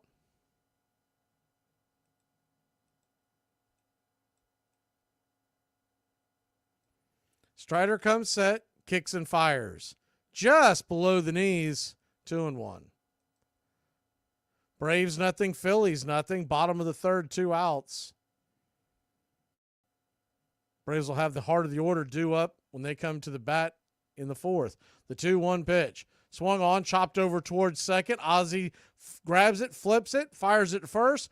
4-3 is the put out if you're scoring at home. We will be back in a flash here on Braves Country Baseball. So explain to me why I found naked pictures of other women on the computer. Because you're nosy. At Fenway Park, there is a lone red seat in the right field bleachers. The seat signifies the longest home run ever hit in the ballpark. The home run was hit by Ted Williams in 1946 and was officially measured at 502 feet. No, I'm good. Stop talking. You're rambling. I'm sorry. Okay, just get to the point. No, I'm gonna. I'm just saying I wasn't selling that kid drugs, dude. That's messed up. What were you doing? Dude, I wasn't even selling them drugs. I was buying it from him. That's support an entrepreneur. That's not bad. All right, I would not sell drugs to a kid, but I'll buy a kid's drug. That's taking drugs from the kids. I'm taking drugs out of the kids' hands and giving them supporting an entrepreneur, dude. You're talking about like it's a lemonade stand. No, that's what I said. I was like, dude, you should be slick selling lemonade too. You get the dry mouth, then you come back for lemonade, you're doubling up. I've made more money than I ever expected to, but I'm putting all of it, and more too, into the new plant for the Brooklyn fans. Of course, it's one thing to have a fine ball club and win a pennant, but to my mind, there's something more important than that about a ball club. I believe the fans should be taken care of. A club should provide a suitable home for its patrons. This home should be in a location that's healthy, it should be safe, and it should be convenient. Charles Hercules Ebbets. My father used to talk about the building of Ebbets Field. He was 11 years old when they started building Ebbets Field, and he somehow remembered what the hopes were for that whole area of Brooklyn, because he lived right near there, that they would have their own stadium nearby. And he said he used to go by every day and watch another piece of it being put together. So when he first took me there, it was like showing me something that was part of his own history, not just a stadium somewhere else.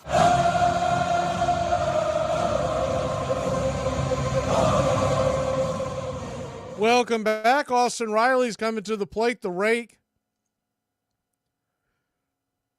stands in against Wheeler, 94 miles an hour, right across the dish, about belt high for a strike. It's 0-1. The 0-1. Wheeler rocks it, lifts and delivers. Swing, and that ball's chopped over towards short. Should be an easy play. It is. 6-3 put out. One away.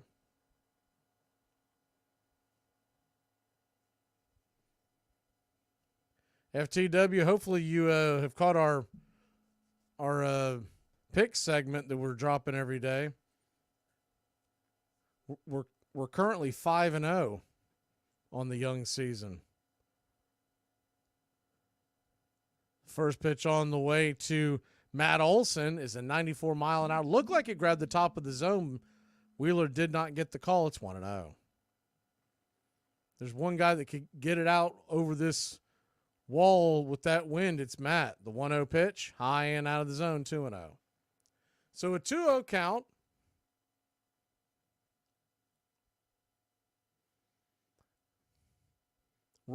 Nobody on, one out.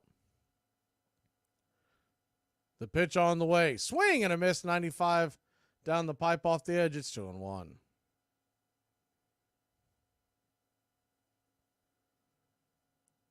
Nothing, your score. The 2-1-2 Olson. Down below the knees. They're going to call that a low strike. So evidently Wegner's got kind of a low strike zone today because he missed the one up top. He's given down below the knees, so there you go. So a 2-2 count. Olson asks for time, and he gets it.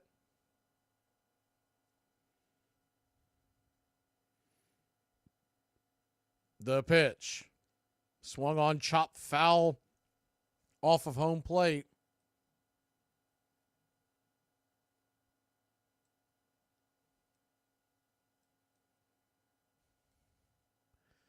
The 2-2.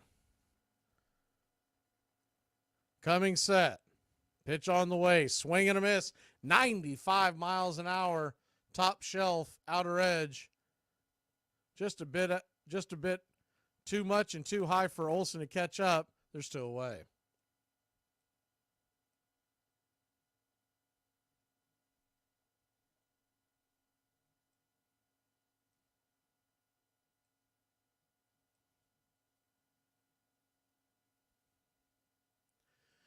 So 2 down. Marcell Ozuna will come to the plate. Ozuna takes a swing at the first pitch, drives it into left field, but right at Marsh, and that'll end the inning. 3 up, 3 down. We'll be back in a flash here on Braves Country. Supposed to drink water now. When did that start? Do you remember any time of any moment in childhood that some adult told you, hey, gotta drink water? No, my guy. I'm talking every single sport. Running in the summer, 9-10 hours a day in the blistering heat. Not one single adult told me, drink water. I thought you only drink water like after gym. Did not know you were supposed to be drinking this much water. Then there are like 8 glasses? 8 glasses of water in a day?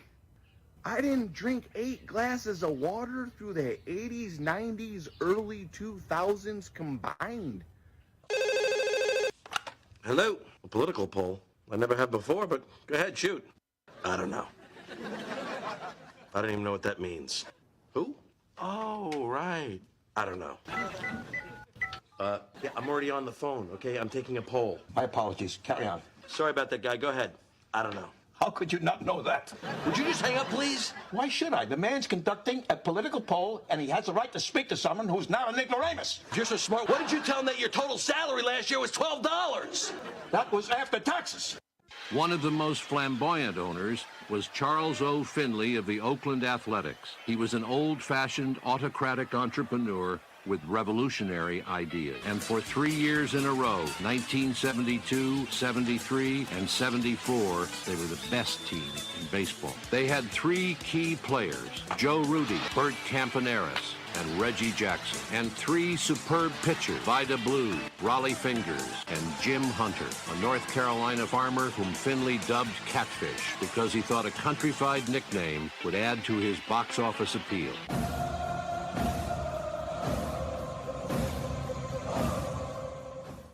Welcome back. First pitch on the way from Strider is off the edge for a strike. It's 0-1. Trey Turner stands in. He's 0 for 1 on the day. Number 2 hitter for the Philadelphia Phillies. All-star shortstop. Righty-righty. Fastball swung on. That ball is laced towards left field. Kelnick's got the catch. 1 down.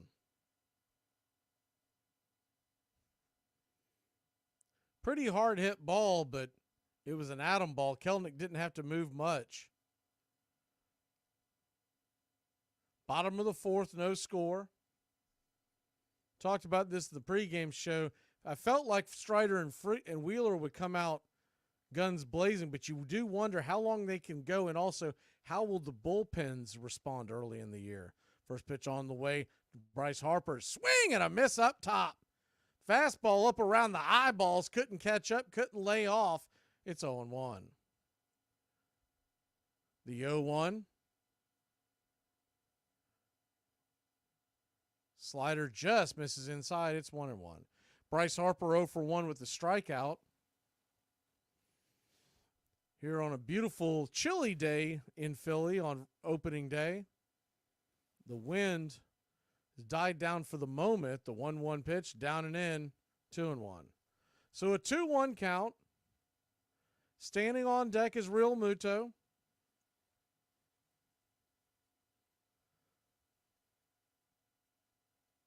Sure, Strider's thinking to himself, why does the wind have to die down when Harper comes to play? The 2-1 pitch right inside, 3-1. So a 3-1 count. Strider not willing to give in.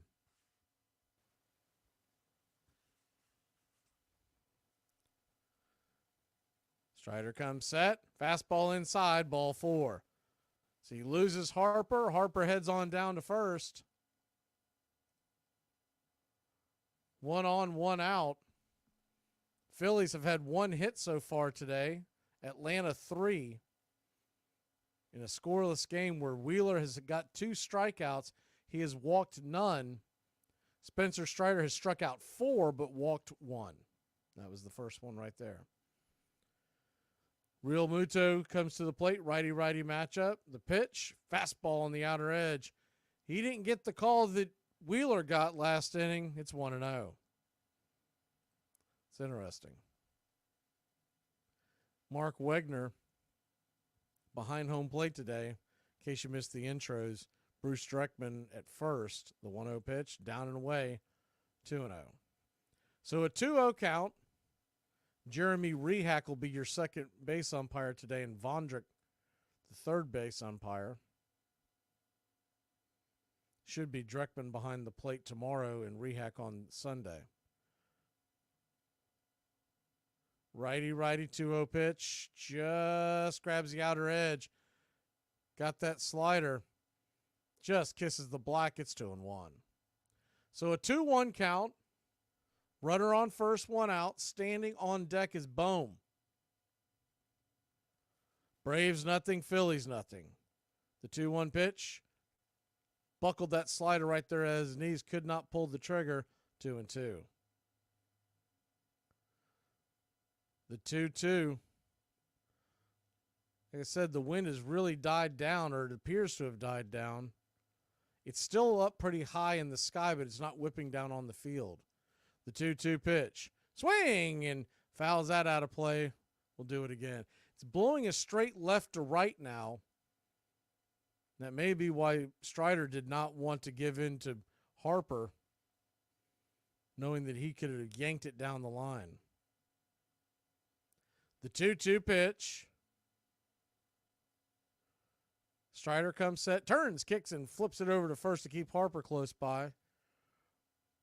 Harper's still a threat to steal. I was wondering if anybody saw the god-awful jacket that Bryce Harper wore into the stadium today at opening day. That thing is pitiful. I'll see if I can find it and share it on the screen. The 2-2 pitch swung on, fouled back off the instep of Real Muto. We'll do it again.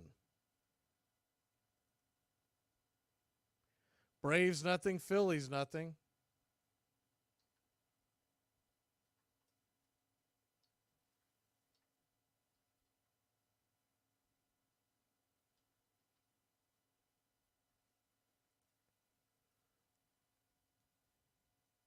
Runner on first, one out. Strider comes set. The pitch. Swing and a miss, strike three. Got him chasing that slider below the knees. It just kind of fell off the table. That actually might have been his curveball. That was the slower curve. The one we had seen a lot in the spring was a knifing, diving one, almost like a knuckle curve action. With that one was more of a 12-6. Tell me that's not a nightmare for batters. All he needs to do is develop a cutter, and it's over. Alec Bohm comes to the plate. Bohm takes a hack at the first pitch, 96 right inside his kitchen. It's 0-1.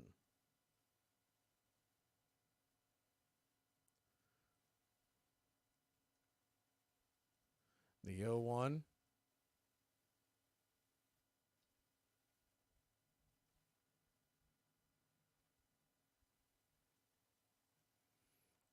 Pitch just catches the outer edge. 96 right down the track. It's 0-2. So an 0-2 count.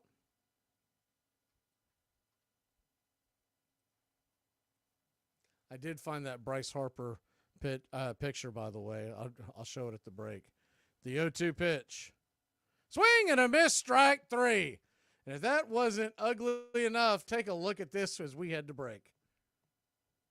All right, you're going to head down Thurber all the way to the stop sign, and then you're going to get onto Willett. I do live here, but I don't know a single street name in this development. I know the street that I live on, and then any street off of that means nothing to me. Head north. Okay, immediately, no. I don't know where north is. Northwest. Just give me the address, and I'll type it into my phone. You got a map? No, I don't have a paper map. You have one of those giant maps I could unfurl and point? I have a map on my phone. Do you have a globe? You're going to go south on North Street. And then it's going to be 2,000 more meters, and you're there. Why are you doing meters? Also, again, with the cardinal directions. Wind is strong, so I would stay off 480. I'm not driving a boat. You're going to want to avoid 34. There's going to be traffic. Avoid the highway? It's going to be quicker, but you're going to want to avoid it. Okay, so I punched that in, and the directions are telling me to go a completely opposite way. That's probably going to take you on like 480. Yeah. Nah, you can't trust that. Why do you not trust your phone with navigation? All of your emails are spam, and you respond to all of them. You trust it then, but you choose not to when it's with... How did you get Do my not come in the email. car. I'm going to print out the 8-page directions on MapQuest for you. I'll be right back.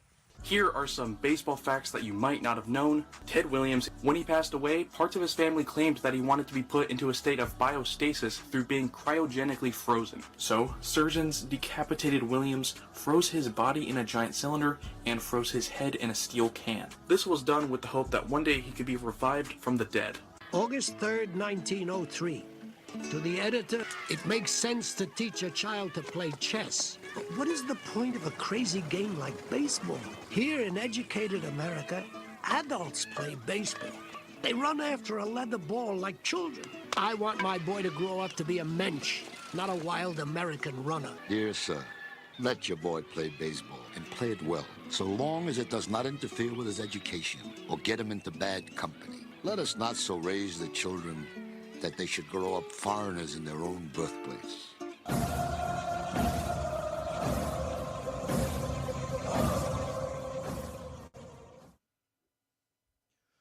Welcome back. Hey, Underwater, good to see you. I don't think I saw you at the beginning. Sean, good to see you too. Opening day here in Philadelphia. Michael Harris will dig in against Wheeler. Wheeler fires a bullet right down the pipe. Swing and a miss strike, it's 0-1. Chilly, windy day here in Philadelphia. 0-0 your score in the top of the fifth. The 0-1 pitch. Swing and a miss over the top, it's 0-2. So an 0-2 count. No, that jacket was actually made by Harper or made for Harper. It's not something that's I think he's trying to get it to sell. The 0-2 pitch, down and in, 1-2. So a 1-2 count. Harris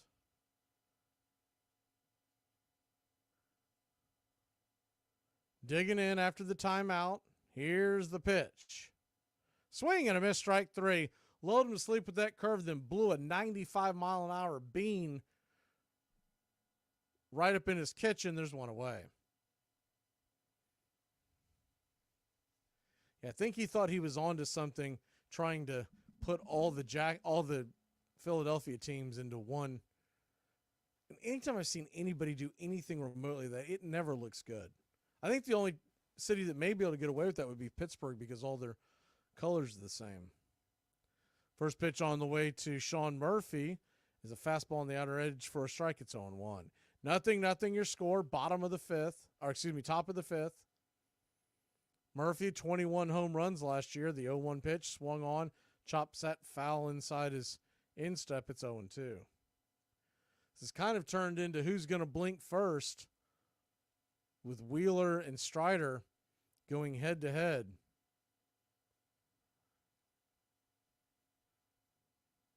The 0-2 pitch from Wheeler.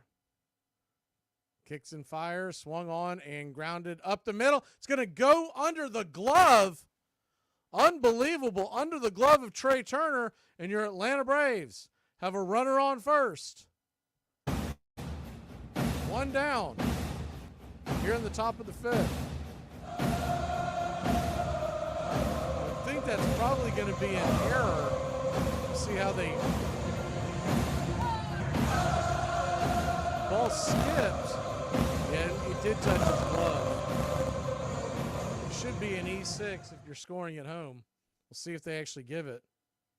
First pitch on the way to Arcia is swung on, grounded over to third, and Bohm's going to bobble another one, and your Atlanta Braves have runners on first and second, one out.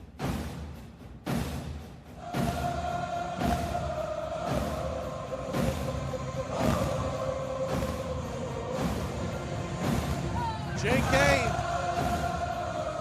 Jared Kelnick coming to the plate. Just couldn't quite get a hold of it. Fumbled it around.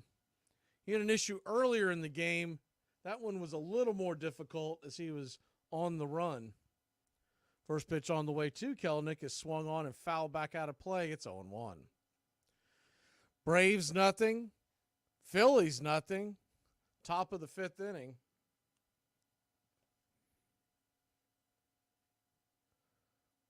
Runners on first and second with one out. The 0-1 from Wheeler. Swing, and that ball's belted high and deep down the right field line. It is just foul into the upper deck. Man, oh man, did he put a jolt into that, but that wind, once again, is pushing that way.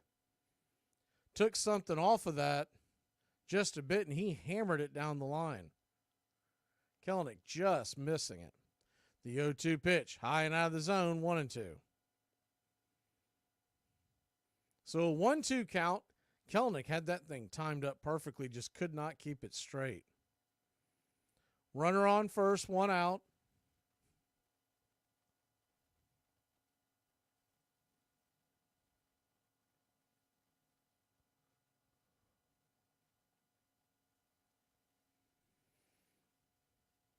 Wheeler lets her go. Swing, and that ball's chopped up the middle. We're going to get a 4-6. No, they're not going to get the double play. Good hustle by Jared Kelenic. Keeps the inning alive.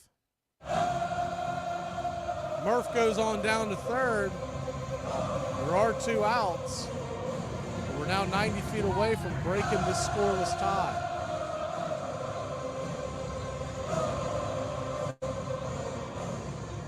Good hustle by Jared Kelenic.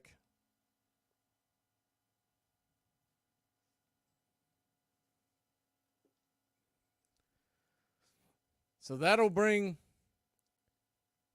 Acuna to the plate. Ronald Acuna Jr., 1 for 2. First pitch, inside, 1-0. 94-mile-an-hour fastball that just missed.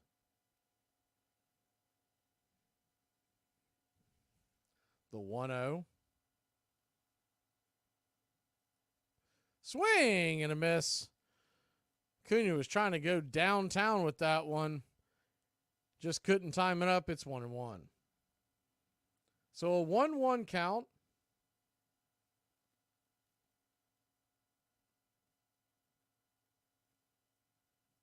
Pitch on the way. Swing and a miss underneath the hands. Diving inside, looked like the sinker. Looks like he's giving him sinkers back to back to back, trying to get it in on his hands.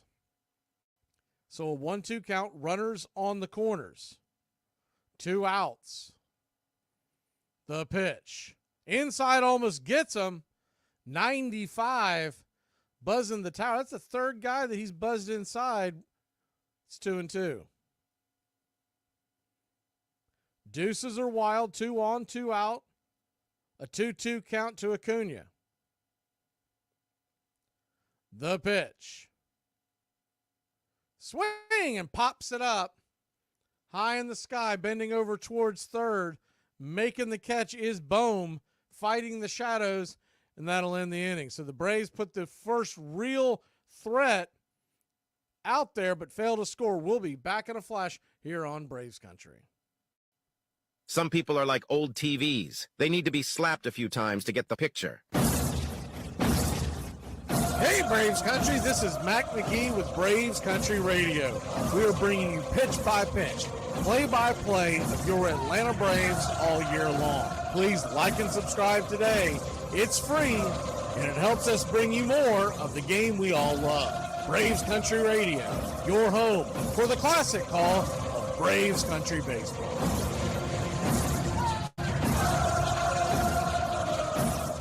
Mark Lemke played for 11 seasons and had 3,664 career regular season plate appearances. You may be asking yourself, what is crazy about that? In his entire career, he was never hit by a pitch. Lemke also had 257 career postseason plate appearances, and you guessed it, he was never hit by a pitch. In 1910, Ty Cobb was locked in a fierce battle with Napoleon Lajoie of the Cleveland Indians for the batting championship of the American League.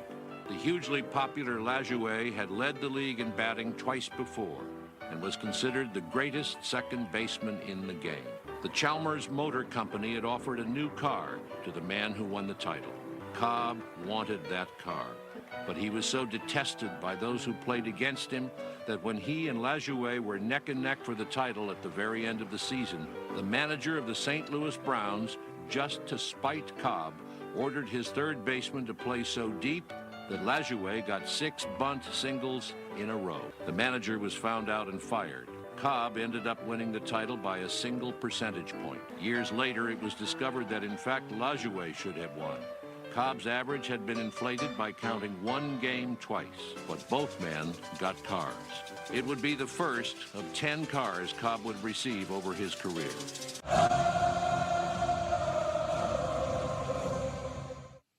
Welcome back. Braves Country Baseball. First pitch on the way from Spencer Strider is up top inside. First strike, it's 0-1.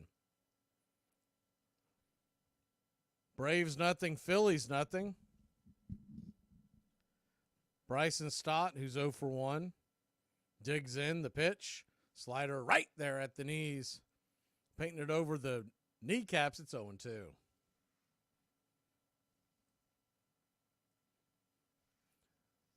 So an 0-2 count here on opening day. The shadows are really in favor of the pitchers right now.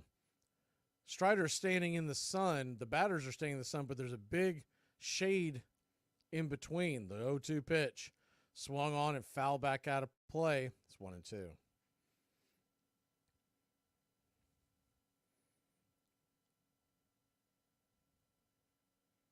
The 0-2 rocks, kicks, just misses outside. 96 miles an hour.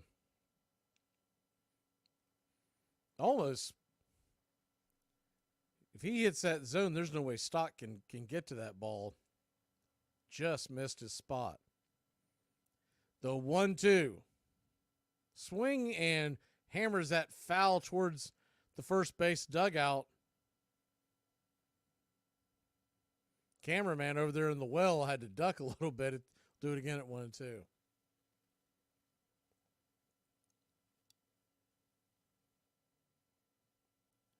The 1-2.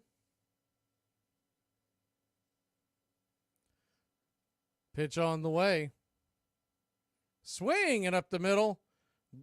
Grounded into center field, and it's a leadoff single.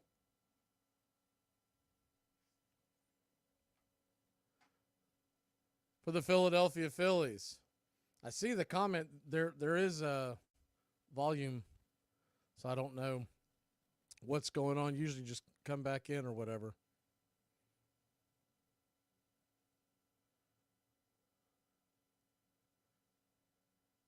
So runner on first, nobody out.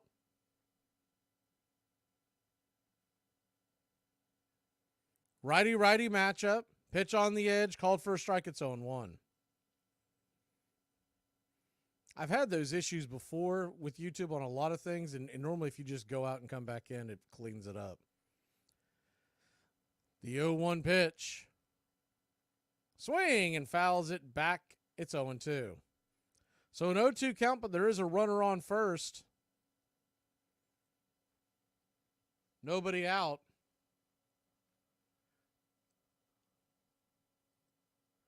I think we saw... Hey, Brian, good seeing you. Thought I saw Carrie. Yeah, there's Carrie, our resident Reds fan. Welcome back. The 0-2 pitch. Down and away, 1-2. Carrie, I don't know if you noticed, but we have added a Cincinnati Reds show to the lineup here on Braves Country. It's called Reds Country. Reds Country Radio. Longtime Reds fan that comes on the show when we talk Cincinnati Reds baseball. So a 1-2 count, one on, nobody out. The pitch. Swing and pops it back foul. Do it again. Stott was on the move.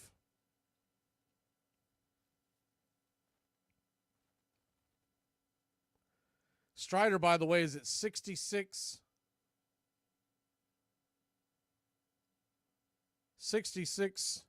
pitches.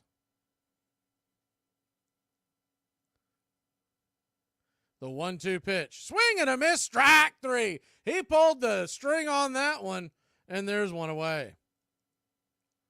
Well, Kerry, we've got quite a few Reds fans that have come in and out, and the contributor that we have has been a Reds fan since the God bless, late 60s, early 70s?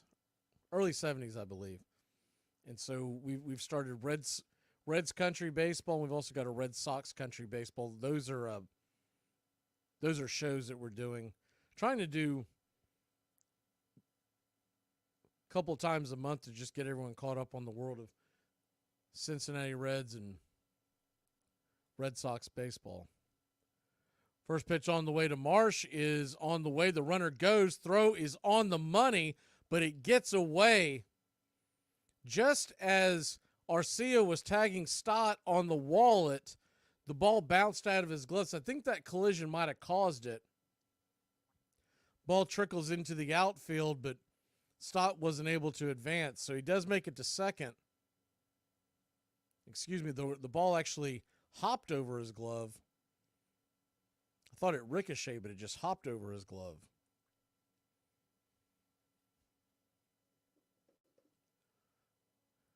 So 1 on, 1 out, a 1-0 count. Hey, pushing buttons. The 1-0 pitch. Fastball right there, top shelf, inner cut. It's 1-1. Brandon Marsh, the batter, standing on deck is Rojas. So you got a few guys with speed here before Schwarber comes to the plate. The 1-1 from Strider. Rocks, fires. Fastball misses high, 2-1. Spencer Strider is at 70 pitches. You wonder what that cutoff's going to be. Is it just going to be an innings, or is it just going to be a pitch limit? The 2-1 from Strider. Looked like he went around. Did he go? He did. It's 2-2. Tossed him a slider in the dirt, and he couldn't lay off. So a 2-2 count, 1 out.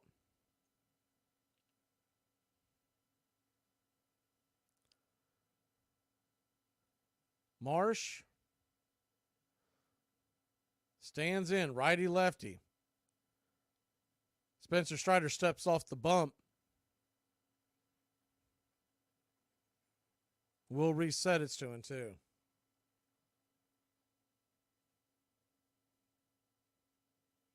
But yes, Kerry, we did have folks like you in mind when we created the show. The 2-2 pitch swung on, hit high and deep into center field. That ball is gone. A 2-run shot, and Marsh has taken Spencer Strider deep. It's 2-0 here in the bottom of the 5th. That wind died down just long enough for Marsh to get a hold of a fastball, 96 miles an hour. And he sent it booking into the left center field seats, just past the 387 mark. And it's 2-0 Philadelphia.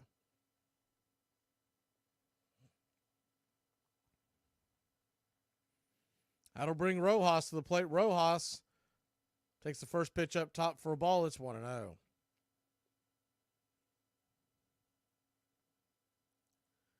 Philly 2, Braves nothing.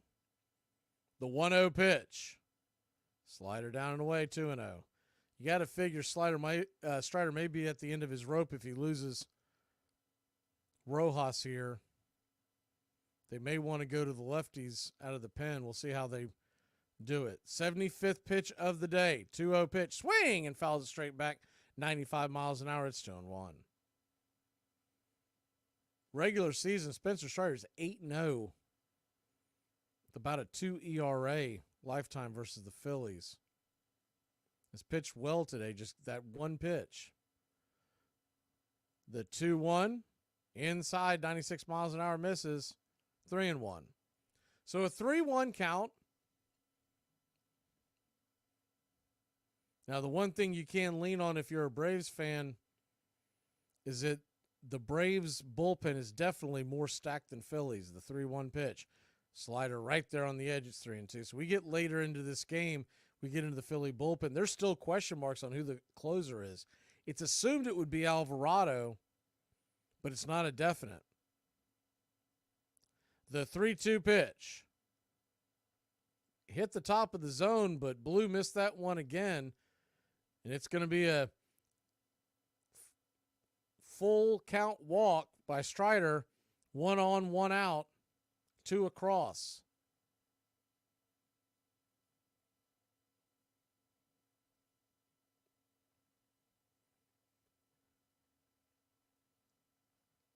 Murphy's going to go out to the mound and talk to Strider. Did Ethan said Philly's bullpen is better than the Braves bullpen?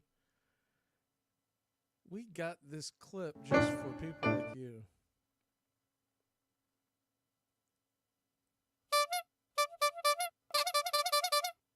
Yeah, that's a clown comment there, guy. Joe Jimenez is warming up in the bullpen. Braves bullpen is ranked 1 and 2 in the Major League Baseball right now by all the experts for folks who haven't paid attention to it. So 1 on, 1 out. Righty, lefty, the pitch. High and inside. 1-0.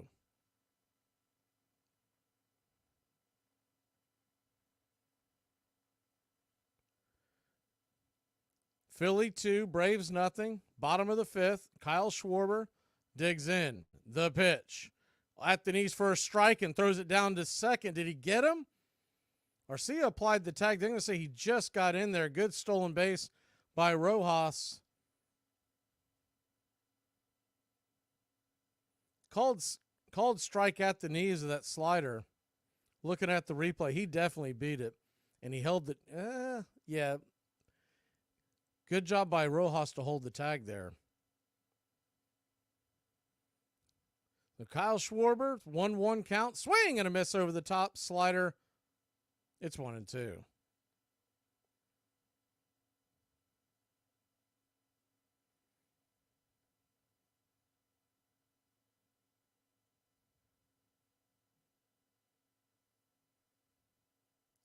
The 1-2. Runner on second, 1 out. The pitch from Strider. Righty and lefty warming up in the bullpen. Looks like Lee and Jimenez. The pitch. Check swing, foul down the line. We'll do it again. Dylan Lee, Joe Jimenez. Game 1 of 162.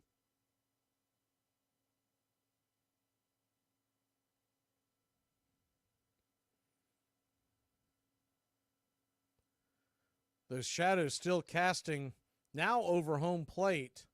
So now the batter is standing in the shadows and Strider in the sun. The 1-2, down and in. Schwarber ducked out of the way. Probably should have let that soft pitch hit him on the ankle, but he missed it. It's 2-2. So a 2-2 count. Runner at second. 1 out. The pitch. Swung on. That ball is hammered down the right field line. Just foul. And you wonder if Strider may be running out of gas. He is at 84 pitches. Standing on deck is Turner. Definitely don't think he would see Harper.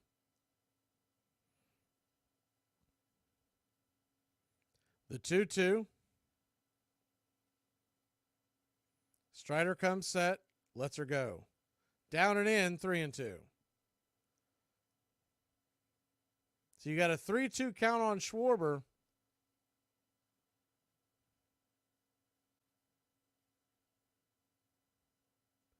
Runner at second.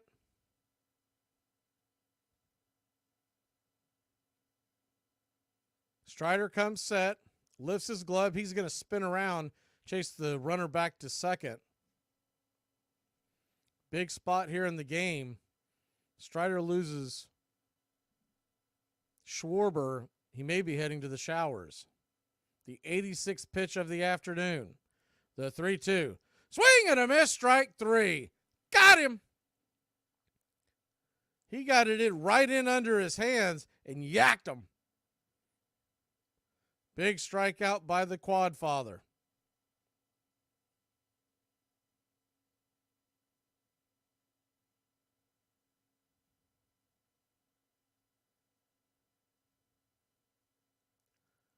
The pitch to Trey Turner to start off the at-bat is drifts inside, just grabs the the black of the inside part of the plate, it's 0-1. Righty-righty matchup.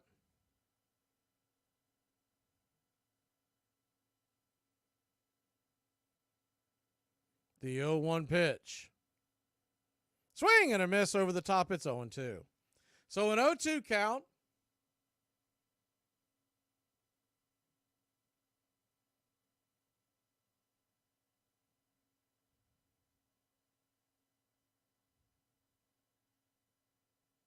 Righty-righty. Here's the pitch on the way. Just off the plate wide. Slider misses. It's 1-2. Spencer Strider now about to throw his 90th pitch of the afternoon. Appears this will be his last batter no matter what. The 1-2 from Strider. Swing and grounded up the middle. RC has got it, fires it over to first, and it's a 6-3 putout, and that'll end the inning. Phillies get 2, but Strider keeps it there. We'll be back in a flash here on Braves Country. I have to go to rehab. So what I don't think you need rehab. Kim, I blacked out and climbed into a trash bin. Hey, Braves Country, I'm Mac Magee. Join us for Pitch by Pitch, Play by Play, the classic call of Braves Country baseball. We're bringing you Atlanta Braves baseball all year long. Jump into our pregame show, Braves Country Today, just before first pitch. Stick around for the postgame show, Braves Country Tonight, where we will open up the phone lines and react to your calls or your comments all year long. That's Braves Country Radio, pitch by pitch, play by play, your home for the classic call of Braves Country baseball.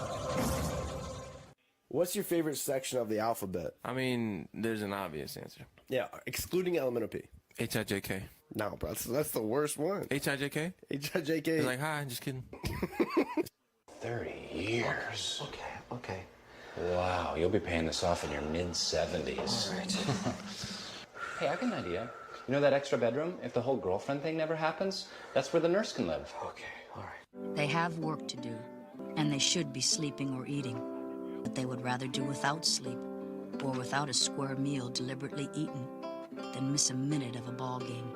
Even if they go on their night turn in the mill or factory, minus the rest that should be theirs. Baseball has been a passion of immigrants because it is a way into the United States. It's a kind of citizenship perhaps more authentic than anything which can be on a piece of paper. Sometimes it was the youngster's rebellion against his father becoming less Polish, more American by taking up baseball. But it became an enormously important part of the American identity.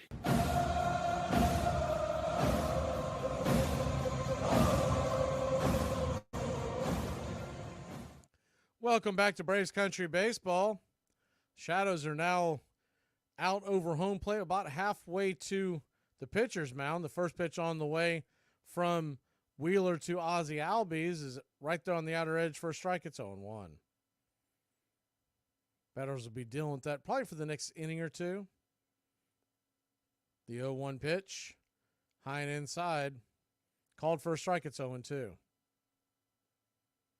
A little bit of trash flying around the infield. Of course, you don't know if that's from the wind or if that's just because we're in Philadelphia.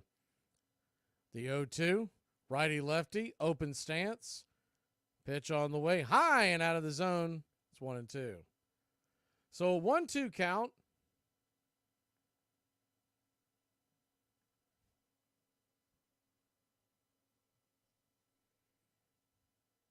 The pitch from Wheeler, down and in, 2-2. By the way, getting through that inning with less than 4.5, that makes us 6-0 on the year on the picks. We're doing those every day for you country club members. You'll get it instantly. Everyone else, you'll get it about an hour before the first pitch of the first game. The 2-2 pitch from Ozzie, outside wide, 3-2. So a 3-2 count.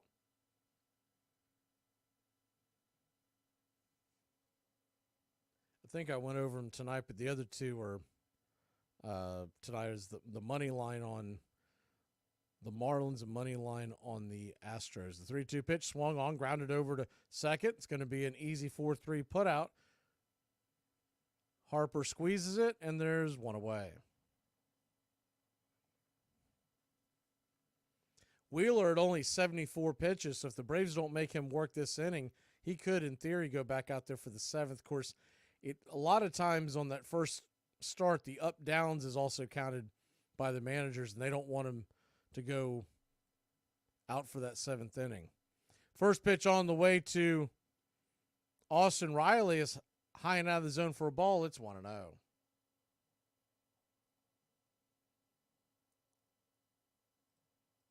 The 1-0, swing and a miss, 94 down the track. It's 1-1. So a 1-1 count.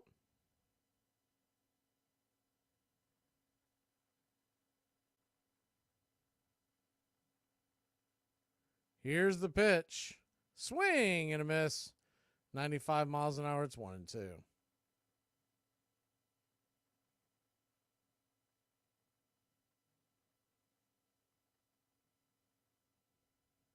The 1-2 pitch.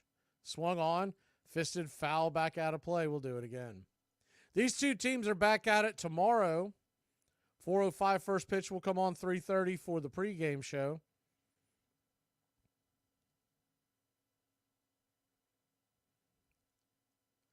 Max Fried versus Aaron Nola. The 1-2, swing and a miss over the top. Strikeout. Wheeler's rolling. There's 2 away.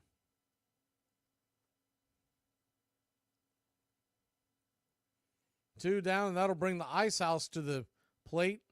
Matt Olson, the home run king of the National League, steps in. 54 home runs, 139 RBI last year. First pitch on the way is a 1-0 fastball, nowhere near the zone. Standing on deck is Ozuna. The 1-0. Swing and fouls it back. It's 1-1. Philly 2, Atlanta nothing. Still a long way to go in this one in the 6th inning.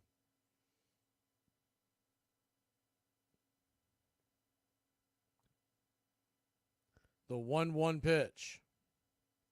Swung on and fouled straight back. We'll do it again. It's 1-2. So a 1-2 count to Olson. Matt calls timeout. Wind is still kicking, but it's nowhere near as strong as it was earlier.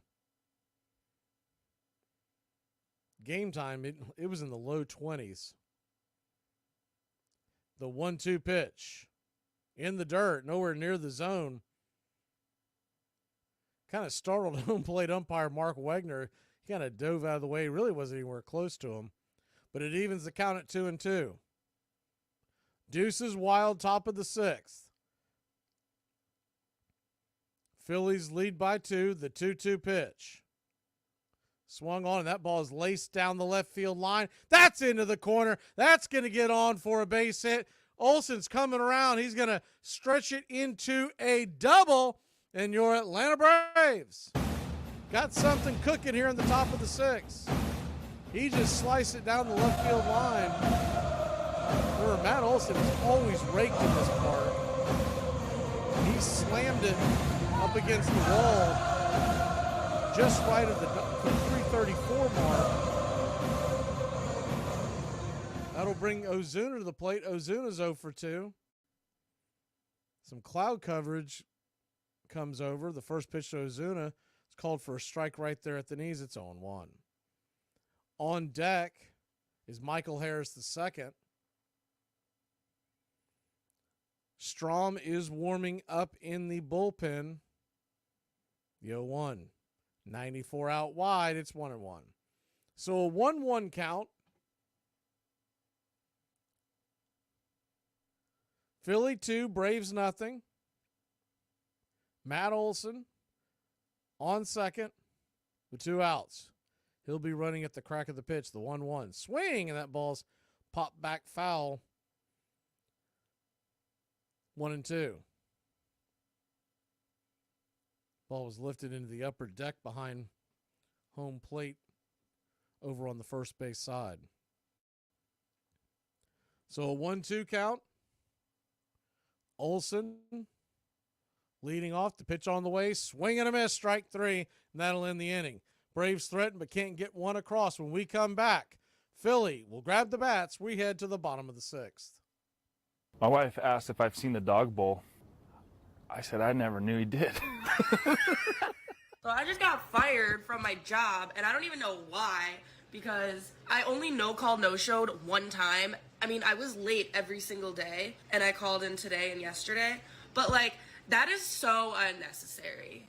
In the early days of baseball, some hitters would choose to use a flat bat. Batters felt that utilizing a flat bat allowed them to bunt easier. But Rule 1.10a was instituted stating the bat shall be a smooth, round stick. Oh, son of a gun. You thought I was going to say son of a bitch, didn't you?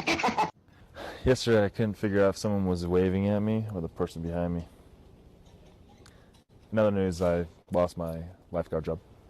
During the first decade of the 20th century, Americans sought to solve their country's problems by organizing everything. They formed children's aid societies, consumer associations, municipal reform leagues, and baseball teams. They played for the Reading Alerts, Utica Pentups, Binghamton Bingos, Scranton Choctaws, Hagerstown Antietam,s and New Jersey McClellans, the Laredo Apaches, Union City Greyhounds, Cincinnati Porkers, Evansville River Rats, and Iola Gas Bag.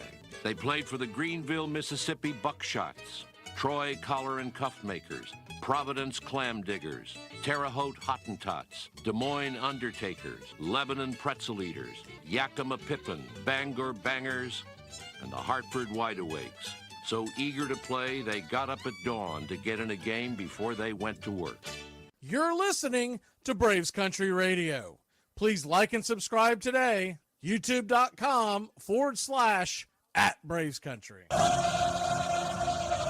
Spencer Strider finishes with 8 strikeouts, 2 walks, 2 earned runs, and that one big home run given up to Brandon Marsh. He'll make way for Joe Jimenez. Jimenez, 3.04 ERA last year, but that doesn't really tell the tale. He was lights out after about middle of May. Gave up most of his earned runs at the very beginning of the season. He'll stand in to face Harper. I thought they might go in with Lee. You got Harper, Real Muto, and Bohm due up. Jimenez comes in. The first pitch, down and in, almost gets Harper in his instep. It's 1-0.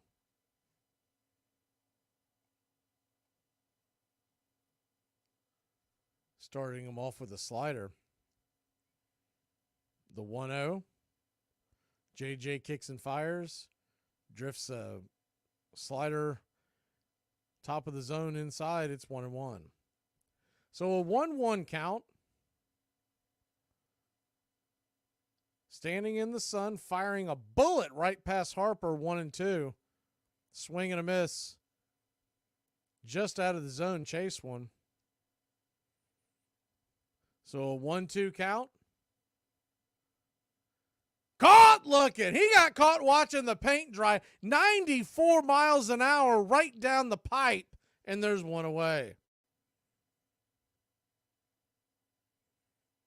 He just absolutely buckled Harper. I bet you if you could ask Harper, he was looking for something off speed, probably the slider.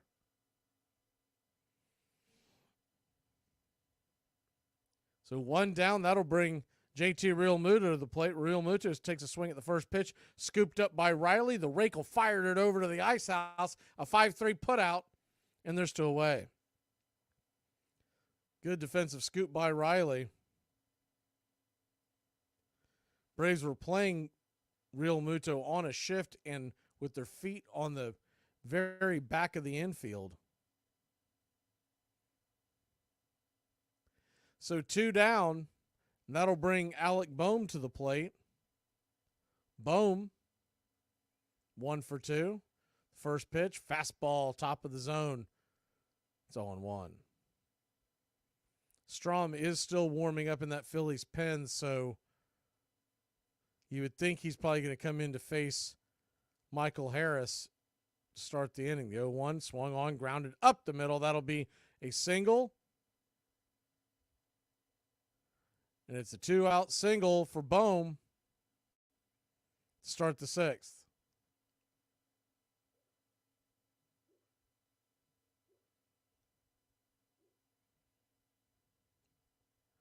So 2 down. That'll bring Stott to the plate.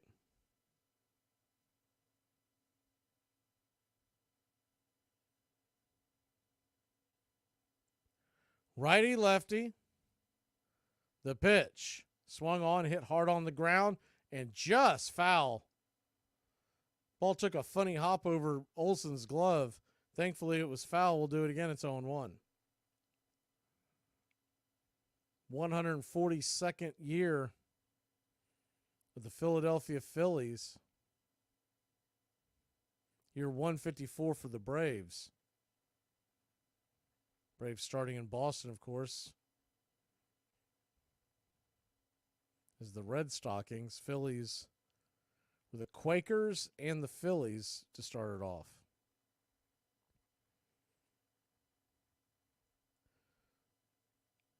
Got a bit of a break in the action. It's like time is called. Got a runner on first, 2 outs.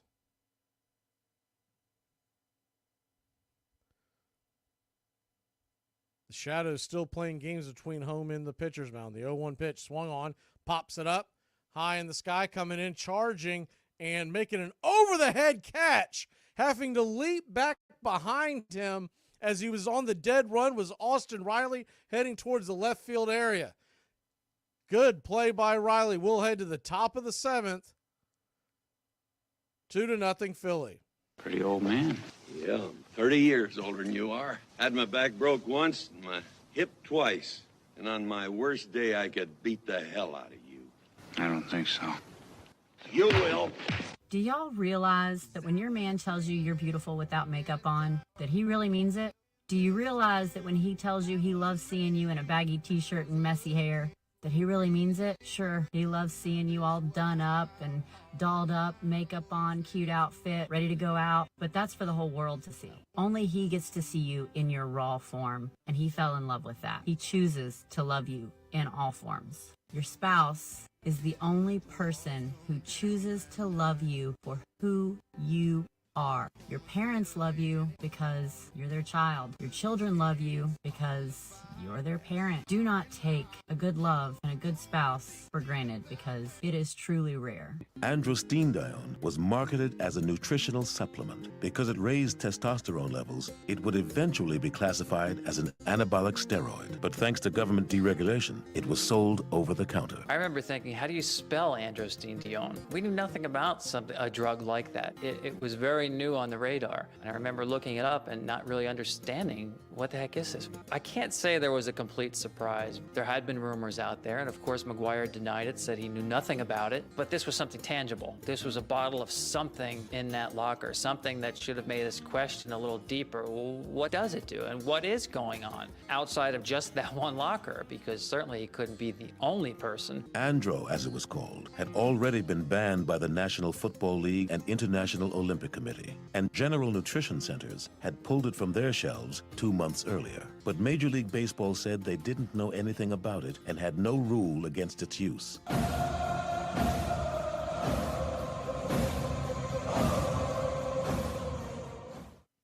Welcome back to Braves Country Baseball. Head to the top of the 7th inning. Low-scoring affair. Of course, that's not shocking on opening day. You usually get these low-scoring affairs. The pitching is usually in front of the hitting.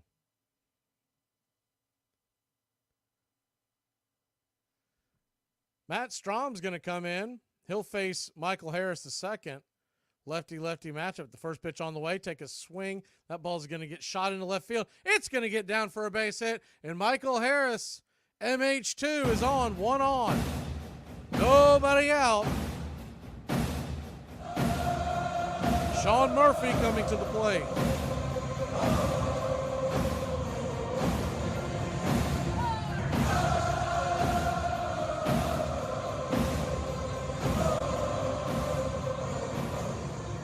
Matt Strom.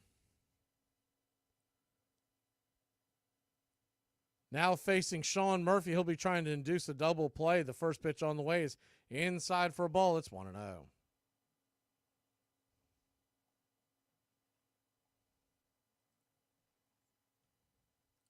The 1-0.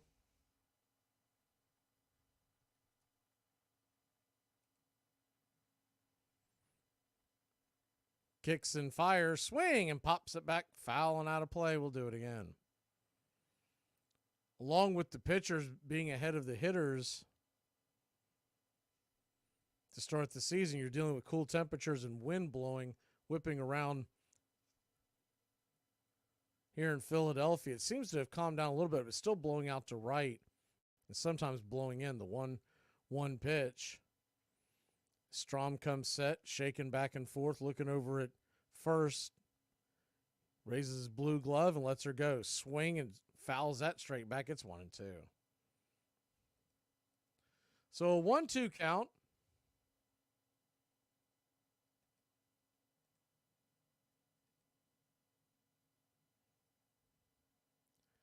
Michael Harris. You do wonder if he'll be trying to move, but first of all, you got Real Muto behind the plate. Second of all, it looks like Sean Murphy's a little banged up. That ball get a piece of him? It looks like it's... I don't want to speculate. He hurt himself during the swing and grabbed his oblique area. So I'd say Travis d'Arnaud's going to come in for him. It looks like he is. So Sean Murphy, that could be an IL stint. You don't normally see those. So the injury bug's already hit the Atlanta Braves. He took a hack, and when he came back around, he was grabbing his left side in the oblique area. Those are usually tough to come back from. You usually don't see guys, well, we don't want to speculate, but those are usually lengthy absences. Especially with the catcher, it's going to have to throw as much as he does.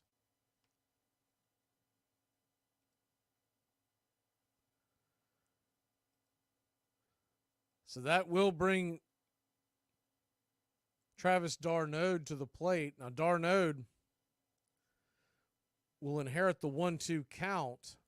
If you're not familiar with this rule, if he gets out, it goes to Murphy, but if he does get a base hit, it'll go to d'Arnaud. The 1-2 pitch, swung on and missed. Strikeout, 2 away. Or, excuse me, 1 away. You got to figure that's about as cold as you can be sitting on the bench, have to get up in the middle of an at-bat and chilly weather in Philly. So that'll bring Orlando Arcia to the plate. Arcia digs in. He's 1 for 2 with a single in the 5th. The first pitch to Arcia is right there on the edge for a strike. It's 0-1.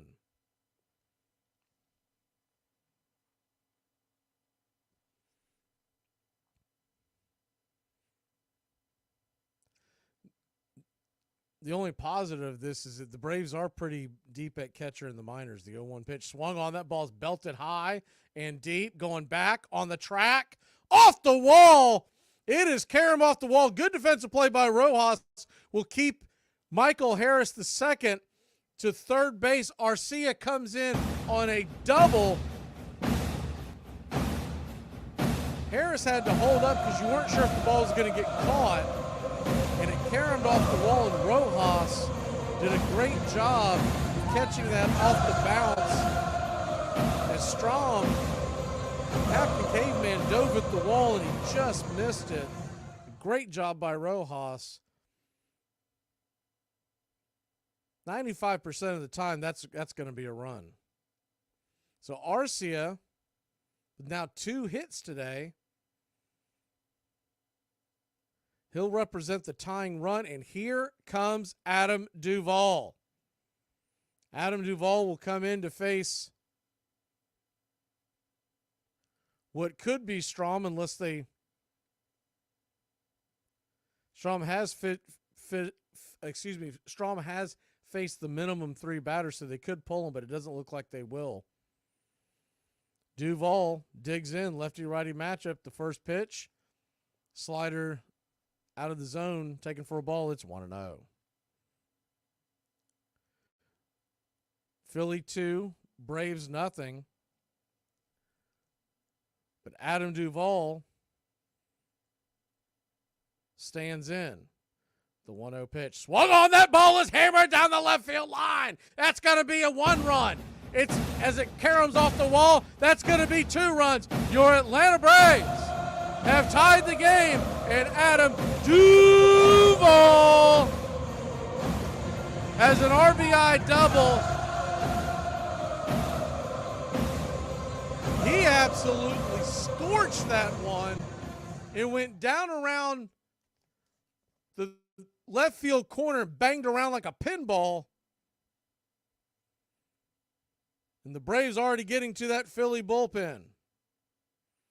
That's going to be it for Strom, as we will take a break with the Phillies as they'll head to the bullpen and try another bullet. We'll be back in a flash. Are you an adult? Yeah. And you have some time to relax? Yeah. Introducing slouching. What's that? Everyone knows that good posture is one of the best things that you can do for your body. But that's no fun, is it? Wait a minute. That's right, idiot. Whether you're sitting, laying down, or even standing, you insist on having the posture of a twisted gremlin, and you've given yourself lifelong issues because of it. Okay, please let me fix this. Sure, let's visit the doctor. Yeah, so I'm having pain in my hips, my lower back, my neck, and sometimes my shoulder. Okay, you are...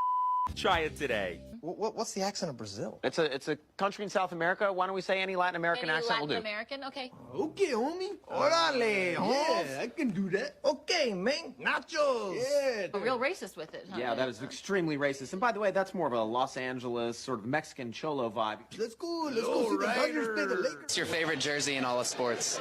The Atlanta Braves whites. I don't know if they got like HD white, but for some reason every time they were playing, they're like, don't they look brighter than everybody else's? Old school Houston Astros jersey. Old school Houston Astros jersey. I'm going to be biased to the hometown team, so I'm going to go baby blue Atlanta Braves. Lovely evening in New York. Lovely evening to get the heck out of here. We fly back to Chicago right after the game. Boy, those Indians knew what they were doing. Swings, and he misses. When they sell this New York City for $14 and 3 bottles of hooch, that was probably the best deal anybody ever made. 3 big leagues, the National League, the Players League, and the Old Beer and Whiskey League, simply proved too many. Attendance dipped dangerously low for everyone. By the end of the 1890 season, the league had lost more than $340,000, more than its investors could endure. Welcome back. Runners on second base, 1 out, and Ronald Acuna Jr. comes to play. Acuna takes the first pitch high and inside. It's 1-0. 96-mile-an-hour fastball from Hoffman.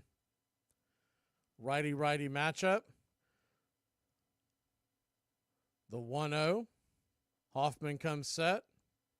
Pitch on the way to Acuna. Down and away, it's 2-0. So a 2-0 count. If you're just joining us, Philly jumped out to a 2-0 lead of a home run by Brandon Marsh. Braves have gotten to the Phillies bullpen and have gotten 2 across this inning. The 2-0 pitch. Up high. Misses. Did he go around? They checked down the first base line. He did not. 3-0. So a 3-0 count. Remember, Duvall still got some pretty good wheels even for a 35-year-old. Acuna digs in. Ozzie Albies stands on deck. The pitch. High and inside, almost gets Acuna. Ball 4. And Acuna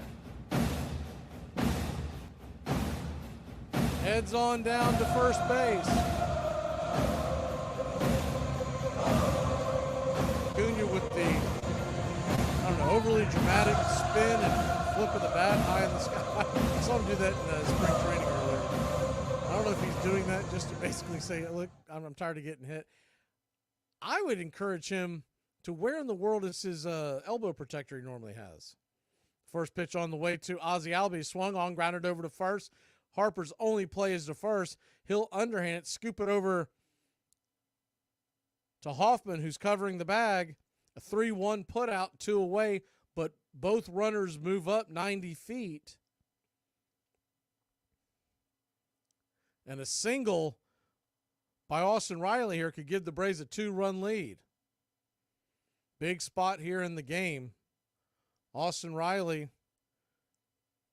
stands in. Matt Olson on deck, so you know they don't want to walk Riley. Righty matchup to pitch. Fastball swung on. That ball's hammered down the third base line, but foul. It's 0-1.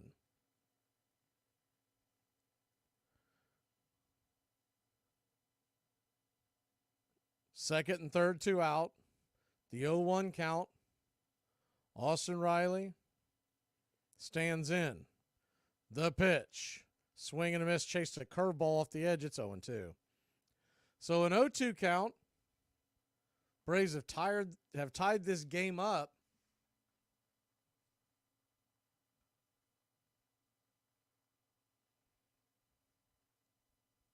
The pitch on the way. Caught, looking, strike 3. And that'll end the inning. 96 up top.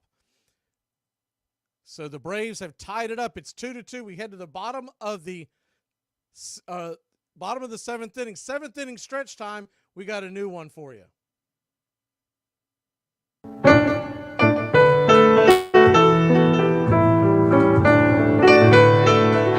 right. I can't see you. Let me hear you.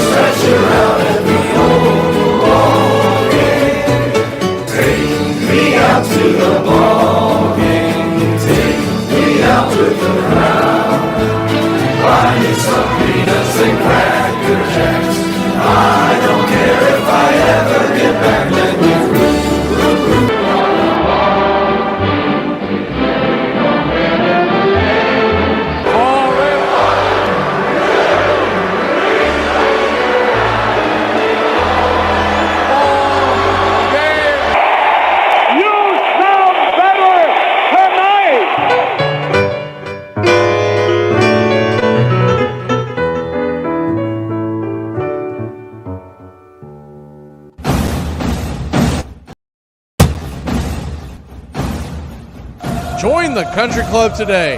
The first month is free. You'll have access to badges, one-of-a-kind emojis to display your Braves pride throughout the ball game. You'll also get instant access to our video drops, members-only chat, wallpapers, and more is on the way. Help support Braves Country Radio. Join the Country Club today.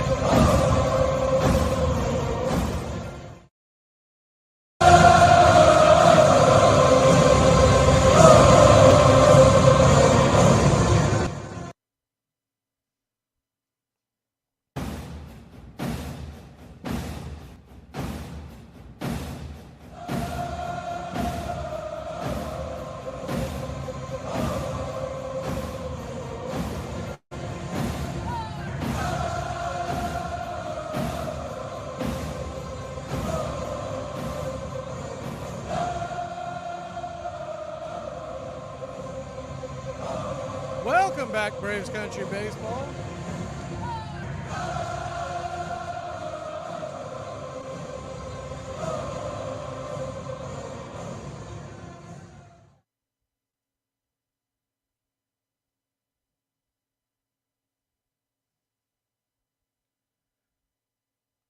We are back, and pitching change for the Atlanta Braves is going to be Pierce Johnson coming in.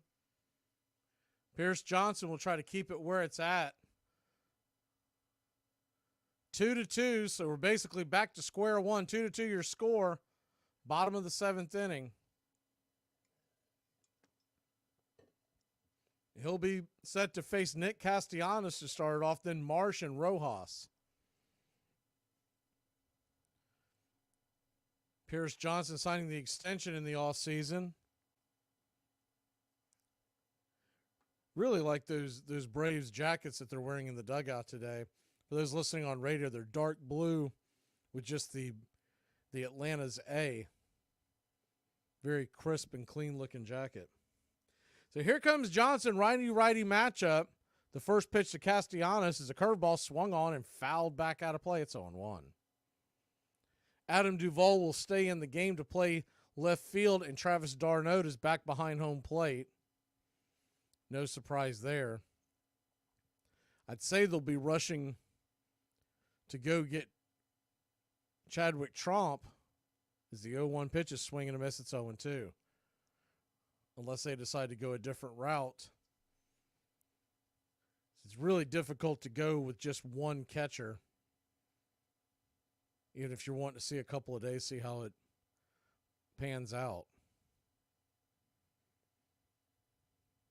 So an 0-2 count from Pierce. PJ comes set. Lets her fly.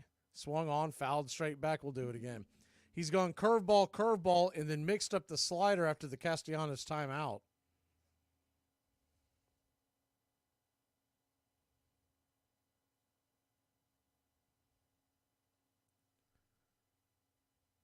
Righty. PJ comes set. Wind still whipping a little bit. The pitch. Up high. Good take by Castellanos. It's 1-2. Braves 2, Phillies 2, bottom of the 7th. Nothing that you would expect more from these two in a heavyweight title bout in the first game of the season. The 1-2 pitch. Swing and a miss, strike 3. So a good pitch by Pierce Johnson.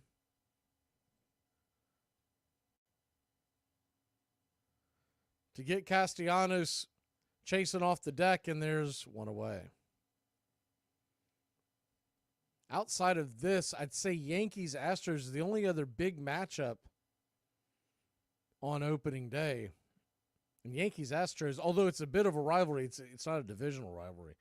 The first pitch on the way to Brandon Marsh, who is responsible for the Phillies' 2 runs with one swing of the bat. He took Spencer Strider deep in the 5th inning. Swing and a miss, it's 0-1. The 0-1, righty-lefty. PJ, curveball on the outer edge. Nice pitch. It's 0-2. So an 0-2 count. Pierce Johnson told the story in the offseason of how essentially he's responsible for teaching Yu Darvish a curveball. The 0-2 pitch, curveball down and in, 1-2. According to Pierce Johnson, he picked it up extremely quickly. When you just asked him how he threw the pitch, Yu Darvish has like 8 pitches that he throws regularly. It's crazy. The 1-2, swing and a miss, strike 3. And there's 2 away. So 2 up, 2 down so far by Pierce Johnson. If you're just joining us, Sean Murphy is out of the lineup via injury. He took a swing and fouled back a pitch and grabbed his right side near his oblique area. So Travis d'Arnaud is in. And then Adam Duvall is the offensive hero for Atlanta so far. Is the first pitch on the way from Pierce to Rojas. It's down and away for a ball. It's 1-0. Adam Duvall hit a 2-run double into the corner to tie the game after he came in to pinch hit for Kelenic. The 1-0 right there at the knees, 1-1. His four-seam fastball is getting up around 93, 94, and the curveball steady as she goes around 85. The 1-1 from Pierce. Curveball just misses the top. 2-1. So a 2-1 count. When he's really got that curveball working, Pierce Johnson will have that thing knifing down below your knees. It's getting a little high, but it's been effective. The 2-1 pitch, curveball hangs high, taken all the way by Rojas, 2-2. So a 2-2 count. Nobody on, 2 out.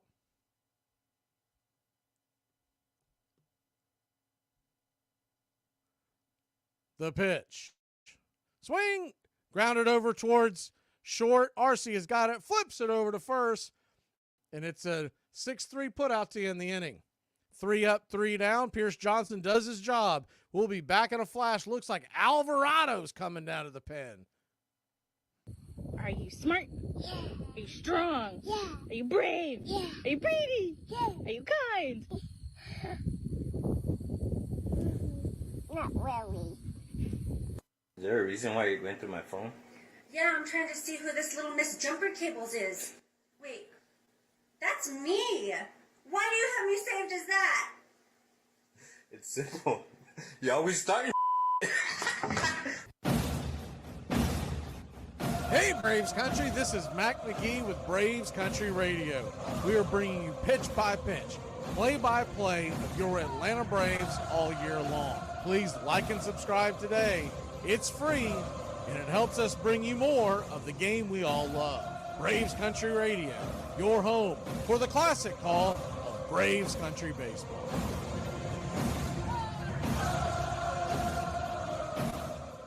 All right, time for bed. Why hasn't that person spoken to you in a while? Is it because they hate you? Maybe everybody's saying bad things about you, and maybe they're trying to cancel you for something you didn't say or do. And what if a nuclear bomb goes off and you don't have enough food or water or weapons? And do you have a contingency plan? And do you have enough money for anything you might need? And maybe... It had a terrible sag in popularity for a while. No one was particularly interested in it. But it is, I think, at the deepest part of the American psyche, and that's why it's always been, you know, our great game. Pastime is a funny word for it. It's not a pastime. It has to do with the spirit of the people. You're listening to Braves Country Radio. Please like and subscribe today. YouTube.com/@Braves Country. Your home for the classic call of Braves Country Baseball.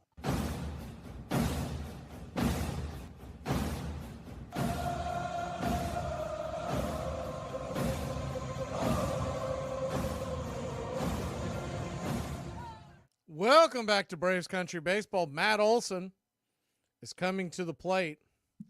Looks like he will be set to face Jose Alvarado, the big lefty. Will be asked to get Matt Olson, Marcell Ozuna, and Michael Harris II. So lefty, righty, lefty. And they'll strategically put Alvarado into the role in the 8th. Phillies did not re-sign Craig Kimbrell in the offseason. The first pitch to Matt Olson. Swung on. That ball's going to get down in the corner. It's going around. Olson's chugging, sliding into second base. And Matt Olson has a leadoff double. Second time today, he's hit one down there. You watch him hit first base, and you wonder if he's going to get caught. It's almost like he's like a big truck that picks up momentum as he gets downhill. Runner on second. Nobody out. Top of the 8th. Marcell Ozuna, the big zoo, comes to the plate. Lefty, righty, the pitch. In the dirt. Taken all the way by Ozuna. It's 1-0. Ozuna kind of hopped out of the way. He was nowhere near his foot, but I think he might have been a little puckered there. Alvarado can bring it. The 1-0. Kicks and fires. Inside, misses, 2-0, 97 miles an hour. It was close. Real Muto, wanted the call. But I think he probably got it right.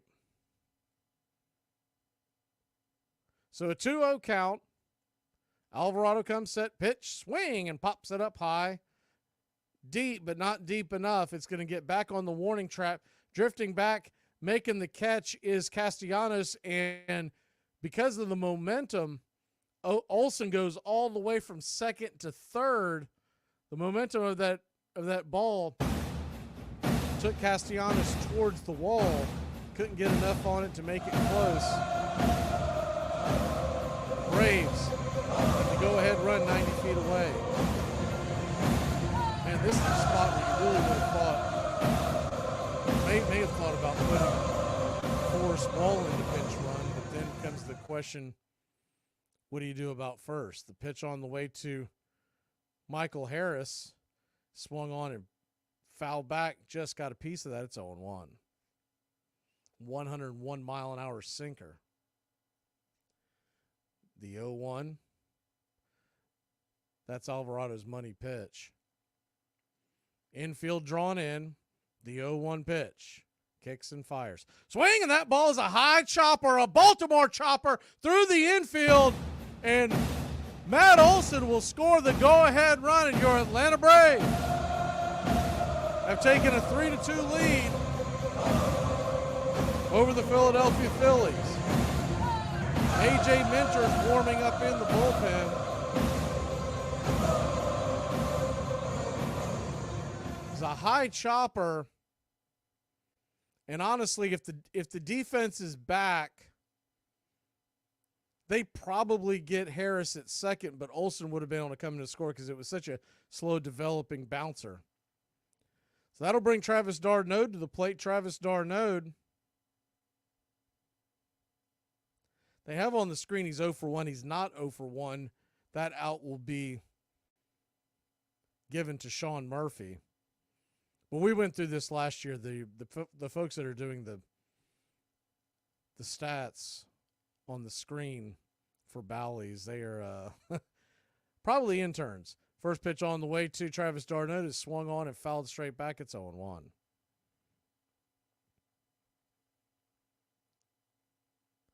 The 0-1, lefty righty. Shadows now starting to creep towards the mound. The pitch down and in. Good take by Travis. It's 1-1. So a 1-1 count on this Friday. On a Good Friday. Easter Sunday, this Sunday. The 1-1 pitch, down and in, 2-1. It's Good Friday. It's opening day. Be a perfect Friday if the Braves can come out with a come-from-behind win.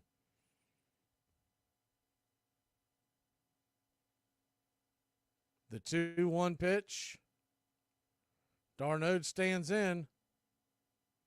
Down and in, 99 miles an hour, but misses, ball 3. So a 3-1 count. Standing on deck is Orlando Arcia, and he's already got 2 hits on the day. Alvarado, a little spotty to start his outing. 99 miles an hour, but inside just misses, ball 4. So that'll send Travis d'Arnaud down to first. Of course, you can't pinch run for him because he's the only catcher you got.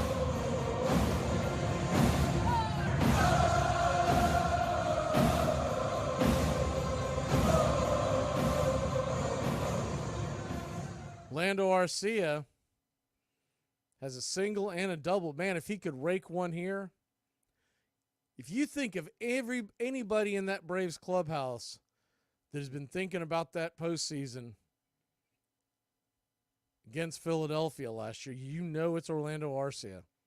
All the junk that he got from Philly fans after saying attaboy when they doubled off Harper to end game 2. In a situation where it was really as the first pitch on the way is swung on and grounded, foul down the third base line. It's 0-1. Situation where a guy is talking and celebrating with his teammates in the locker room, and a mole comes in from one of those clickbait magazines and dimes him out. And that's just, for folks who aren't familiar with that's just not done. There's certain things that you don't report on. The 0-1 pitch, up top, 99 miles an hour, inside, 1-1. But that's the world we live in now, and I think they'll be more guarded going forward. I think all teams should be. You shouldn't give access to every clickbait that comes into your locker room. Alvarado spins around, fakes like he's going to second, but no one's really there to cover it. So a 1-1 count, 2 on, runners on first and second, 1 out. You got the speed of Michael Harris at second, the 1-1. Swung on, pops it up. High in the sky, just going to get past the first base dugout and fall harmlessly into the crowd. It's 1-2.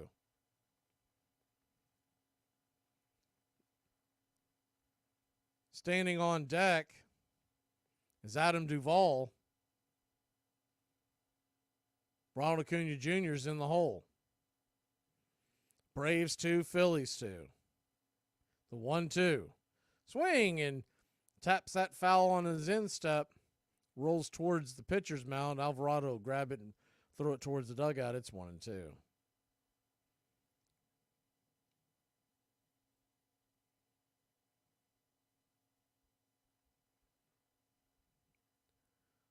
The 1-2 count.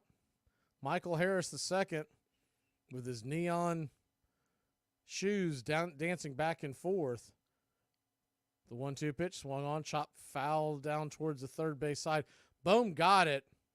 He was looking around to see if that ball was fair. It was not. He would have had Arcia most likely. Harris was easily going to beat him to the third. The 1-2 pitch.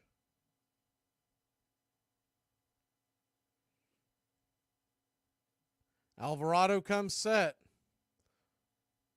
On the way. Inside 100 miles an hour. Just misses. 2-2.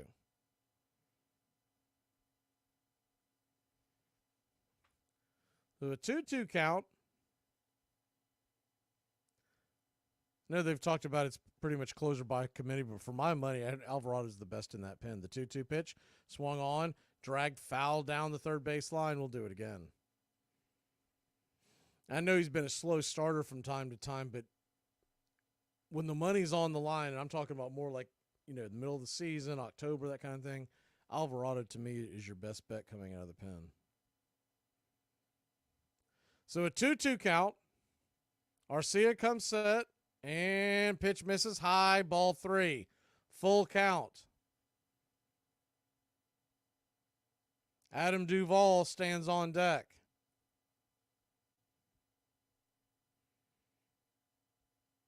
Alvarado, the payoff pitch. Swing and a miss, strike 3. 100 miles an hour.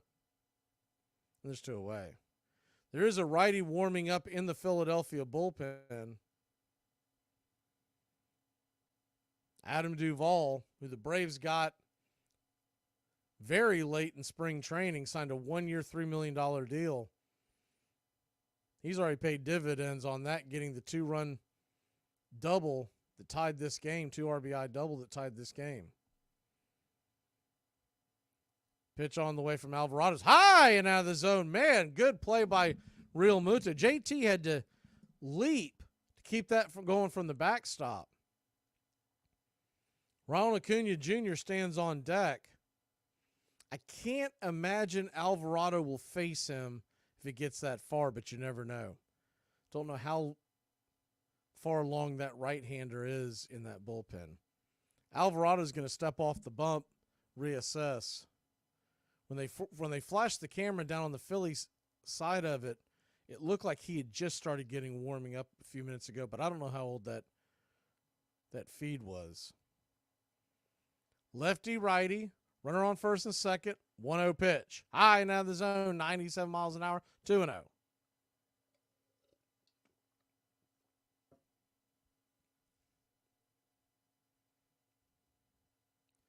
2-0 count. Adam Duvall digs in the pitch.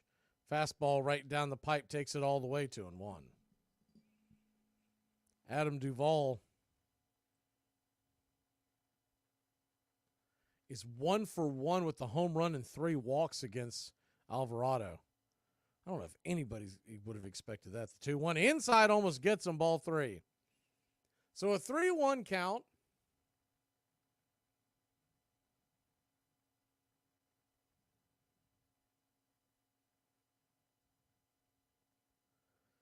Runners on first and second. They'll be leaving at the crack of the bat with 2 down. Alvarado kicks and deals right there at the knees. Good pitch, probably his best pitch of the inning. 99 miles an hour. Down inside, just kisses the corner. It's 3-2. So a full count. Runners will be on the move. Duvall calls timeout. Standing on deck is Ronald Acuna Jr. Alvarado digs in. The pitch. Inside, ball 4. Your Atlanta Braves have loaded the bases.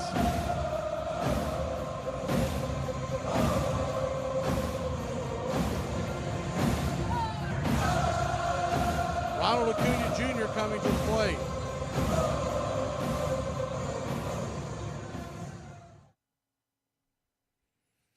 It looks like they will stick with Alvarado.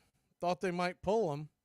He's at 26 pitches. The first pitch on the way to Acuna, swung on, foul down the line, 100 miles an hour. Good night, Irene, into the crowd between the first base dugout and the foul pole. It's 0-1. Tying run 90 feet away in the form of Michael Harris II. The 0-1. Inside. Almost gets him. 1-1. Last thing you want is Acuna getting bumps and bruises this early in the season, but you would have liked if that just would have nicked his shoelace to get him down to first base, get that run aboard. Ozzie Albies stands on deck, the 1-1 pitch. Inside, almost gets him again. 2-1.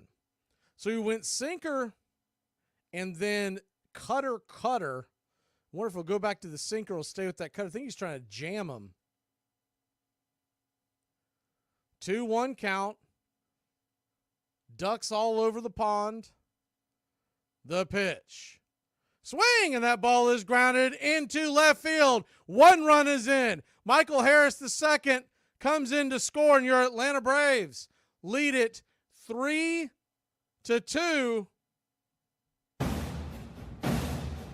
4-2 as they do send the runner.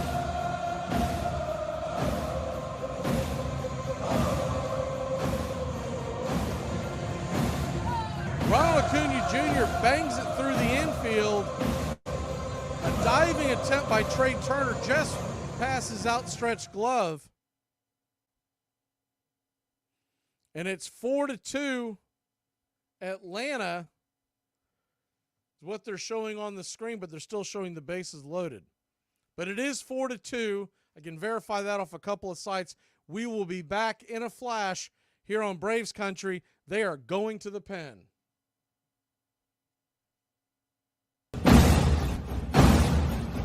Join the Country Club today. The first month is free. You'll have access to badges, one-of-a-kind emojis to display your Braves pride throughout the ball game. You'll also get instant access to our video drops, members-only chat, wallpapers, and more is on the way. Help support Braves Country Radio. Join the Country Club today.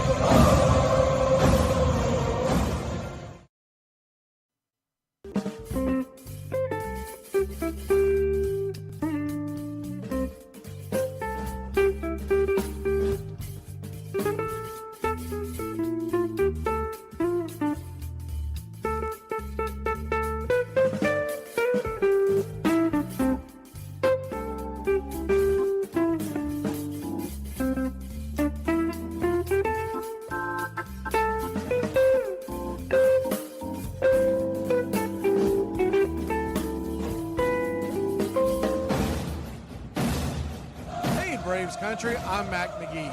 Join us for Pitch by Pitch, Play by Play, the classic call of Braves Country baseball. We're bringing you Atlanta Braves baseball all year long. Jump into our pregame show, Braves Country Today, just before first pitch. Stick around for the postgame show, Braves Country Tonight, where we will open up the phone lines and react to your calls or your comments all year long. That's Braves Country Radio, pitch by pitch, play by play, your home for the... Welcome back. First pitch on the way gets away, and the run will score. And I was about to clarify for a second here. It is now 5-2. It's a wild pitch. The first pitch to Ozzie Albies was down and in and nowhere near the zone. Brogdon is your reliever, and your Atlanta Braves have taken a 5-2 lead. The 1-0 pitch is down and in for a ball. It's 2-0.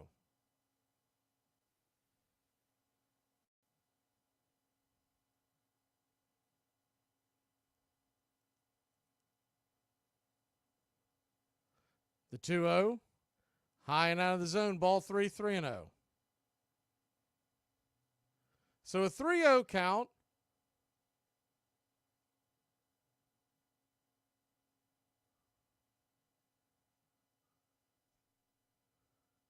Pitch on the way is up top for a strike.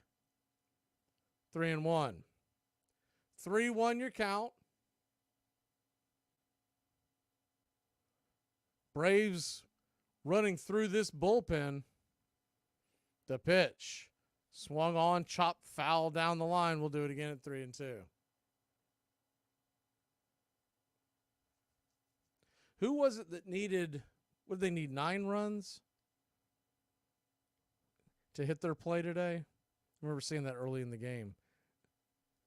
The 3-2 pitch.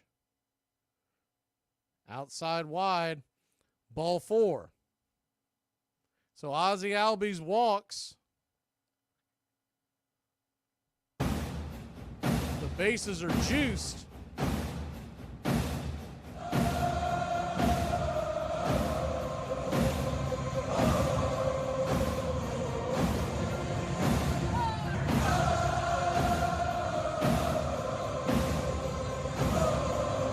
First pitch on the way to Austin Riley from Brogdon's high and inside for a ball. It's 1-0.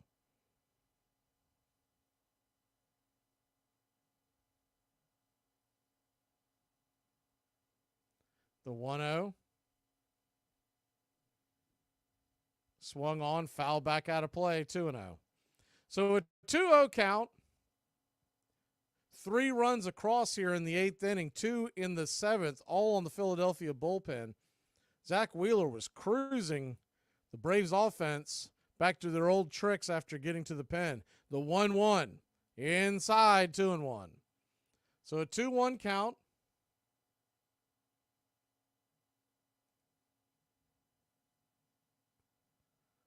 Bases loaded, ducks all over the pond. The pitch. Swing and a miss, it's 2-2. We had us here. There it is. He got ducks on the pond sound this year. So bases loaded, the 2-2 count. The pitch, down and away. Ball 3. A full count to Austin Riley. Bases loaded, 2 outs. The runners will be moving on the pitch. Riley with the chance to break this wide open. The pitch. Down and away. Ball 4. The Atlanta Braves have now taken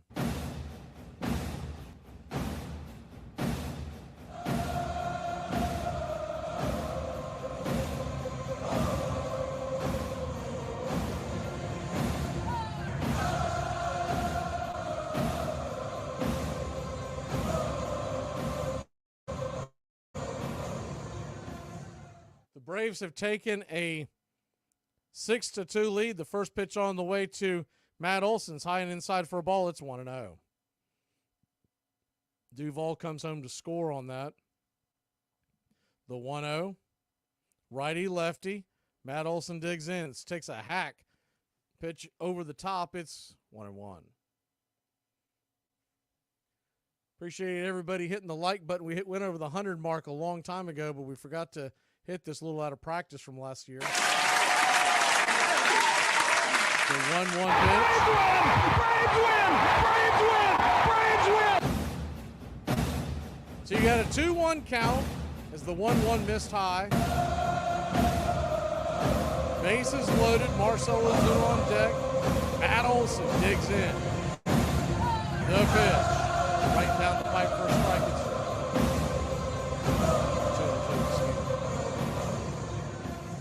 So a 2-2 count. Atlanta leads at 6-2. Top of the 8th inning. The pitch. Swung on, just got a piece of that, rolled it towards the first base side, but foul. Atlanta, 6 runs, 11 hits, no errors. Philadelphia, 2 runs, 4 hits, 1 error.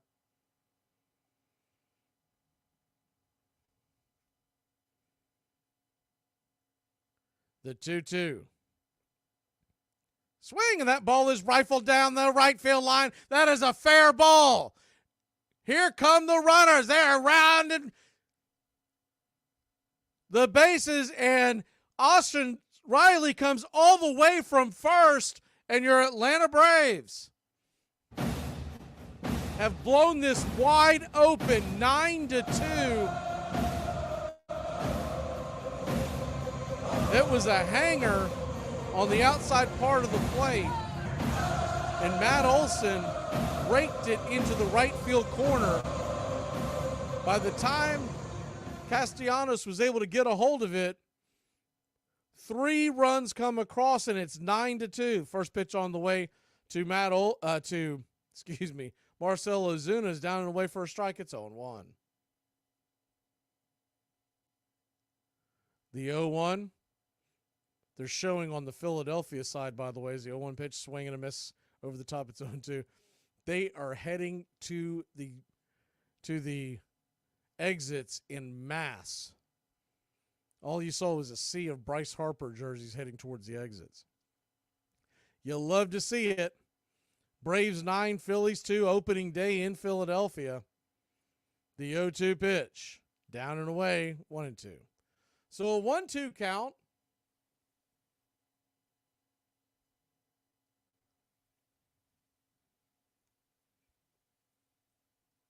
Junior Marte is warming up in the Philadelphia bullpen. The 1-2 to Ozuna, high and out of the zone, 2-2. So a 2-2 count. Runner at second, 2 outs. Jump over to the post-game show on this very channel. We'll fire it up immediately after the game. The 2-2. Inside, ball 3, 3-2.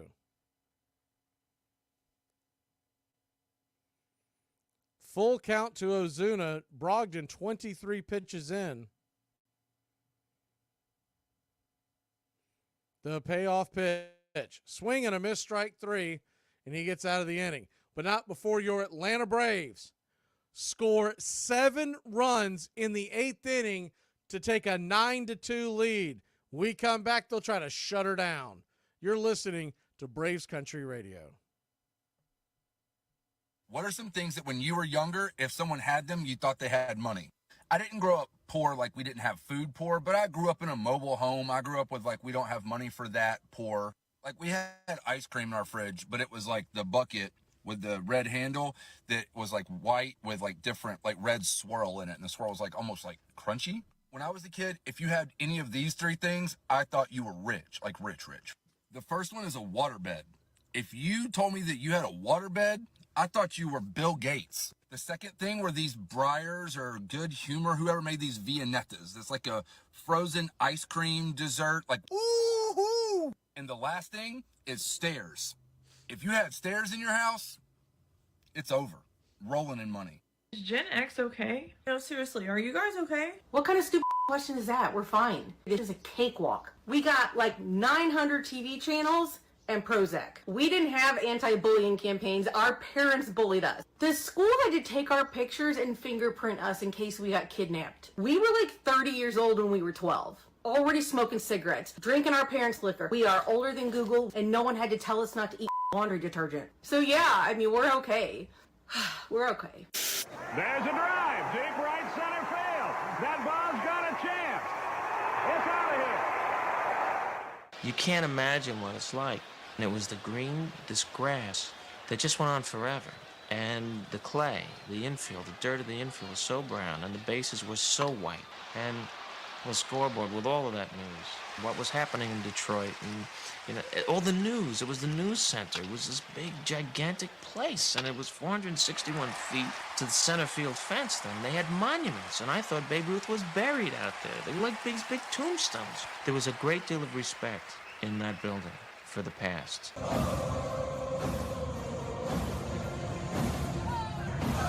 Welcome back to Braves Country Baseball. Your Atlanta Braves are killing it today. We're heading to the 8th inning, up 9-2. A.J. Minter, who probably took a nap after warming up, is in to face Kyle Schwarber. The first pitch to Schwarber is a fastball right there, top of the zone for a strike. It's 0-1. Braves 9, Phillies 2. Philadelphia led this game 2-0 after the 5th inning. The 0-1 pitch swung on, grounded hard on the ground over towards second. Ozzy's got it, flips it to first, and there's one away. We got to figure out a way, we meaning the Braves, got to figure out a way to approach Wheeler differently, because you know you're probably going to face him in the playoffs, and he has just been eating us alive. And in the playoffs, you're not going to get him out that early. First pitch on the way to Trey Turner is 95 miles an hour right down the pipe from AJ. It's 0-1.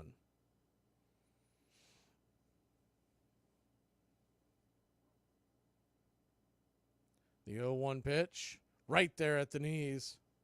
It's 0-2. So an 0-2 count. Trey Turner's 0 for 3 with a fly out, a ground out, and a line out. The pitch. Fastball just misses up top. 1-2. Same two teams back at it tomorrow. We'll have pitch-by-pitch, play-by-play of your Atlanta Braves. Pregame show comes on at 3:30. First pitch, 4:05. The 1-2 pitch. Inside, Giddy go around. He got him. Strike 3. And there's 2 away. Trey Turner will go grab some pine, and that'll bring up Bryce Harper.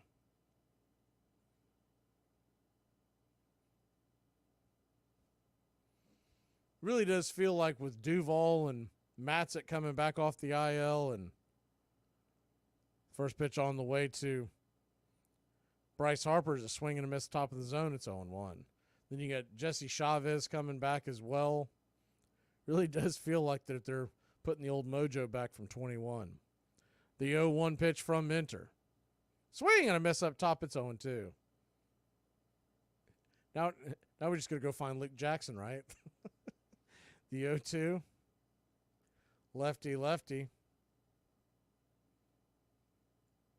Last time I saw Luke Jackson or heard about Luke Jackson, he was hurt. I don't know if he still is. The 0-2 pitch. Down and away, 1-2. So a 1-2 count.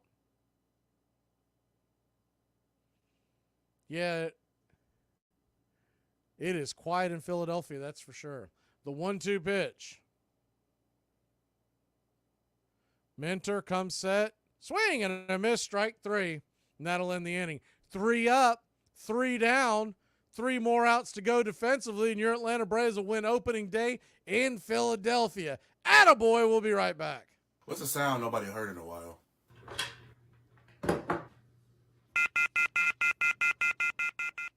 Modern music is absolutely garbage. And I don't mean just hip-hop, but I mean country, Rock and roll, classical, rap, it all sounds the same. It's not even about the body of work no more. You can be famous off of one single. I seen a TikToker the other day that became famous off of a song, and she announced that she was going on tour off of one song. Like, what are you gonna do? You gonna repeat the same song for 2 hours? 80s and the 70s and the 60s. You could tell the difference between Johnny Cash and Ray Charles. Everyone is trying to transition into something. The talent doesn't exist anymore. The Peaky Blinders emerged as a notorious street gang in Birmingham, England, during the 1880s. Comprised mainly of young criminals from lower to middle-class backgrounds, the group engaged in a wide range of criminal activities, including robbery, violence, racketeering, illegal bookmaking, and gambling control. During that era, the name could stem from the gang's criminal tactics, as they were known to approach victims from behind and pull down their hats over their faces to prevent them from identifying their assailant.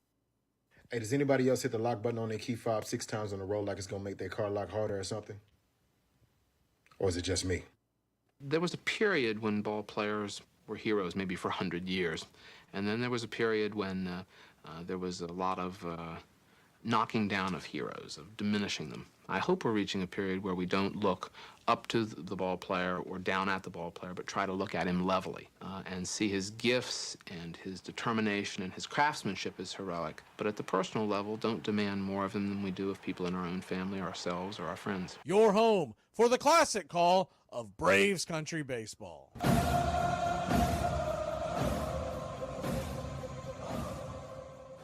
Welcome back to Braves Country Baseball. Your Atlanta Braves lead this 9-2. Michael Harris II comes back to the plate. He is 3 for 4 with 3 singles and 2 runs scored. Righty-lefty matchup as Junior Marte comes in, the tall, slim right-hander, fires the first pitch. Took something off of that one. It's 0-1. The 0-1. Marte comes set. Swing and pops it up high. Deep down the third base line. It's going to drop foul and harmlessly out of play. Both Marsh and Brome were chasing it. Fell right in between them. Yeah, March Madness continuing on tonight. Curious if any of y'all are watching that or if it's just baseball for you at this point. That wind is back to whipping. I mean, it is. Those are straight flags going from left field to right field. The 0-2 pitch. Swung on, grounded up the middle, but not far enough. Firing the ball over to first. Double clutching. Stott gets Harris by about a half step, but Harris believes he's safe. We'll have to see what happened on this. So Harris is booking the whole way. Man, that's close. I think Harris probably got that. I guess they're not going to challenge it. Up 9-2, they don't want to waste the challenge, but it really did look like that he may have gotten him. I mean, may have gotten in there. Would have at least been worth a look. First pitch on the way to Travis d'Arnaud. Down and in for a ball, it's 1-0. For some reason, Stott had to double clutch. Yeah, that is close. I'm surprised they didn't take a look at that. The 1-0, down and away, 2-0. So a 2-0 count. They just showed the replay on Philly television. I mean, if he got him, it was like by an eyelash. You know what Harris is thinking, man, I want to be 4 for 5 on opening day. First pitch, the 1-1 pitch on the way to d'Arnaud is swung on and fouled back out of play. It's 1-2. So a 1-2 count. Travis d'Arnaud is Little D, as they call him. I've always called him TDA, but that's just because that's the way I write him down in my book when I'm getting ready for the game. I'm not writing out d'Arnaud with the little index, and it's just too. TDA is a lot easier. The 1-2 pitch swung on and fouled back out of play. We'll do it again.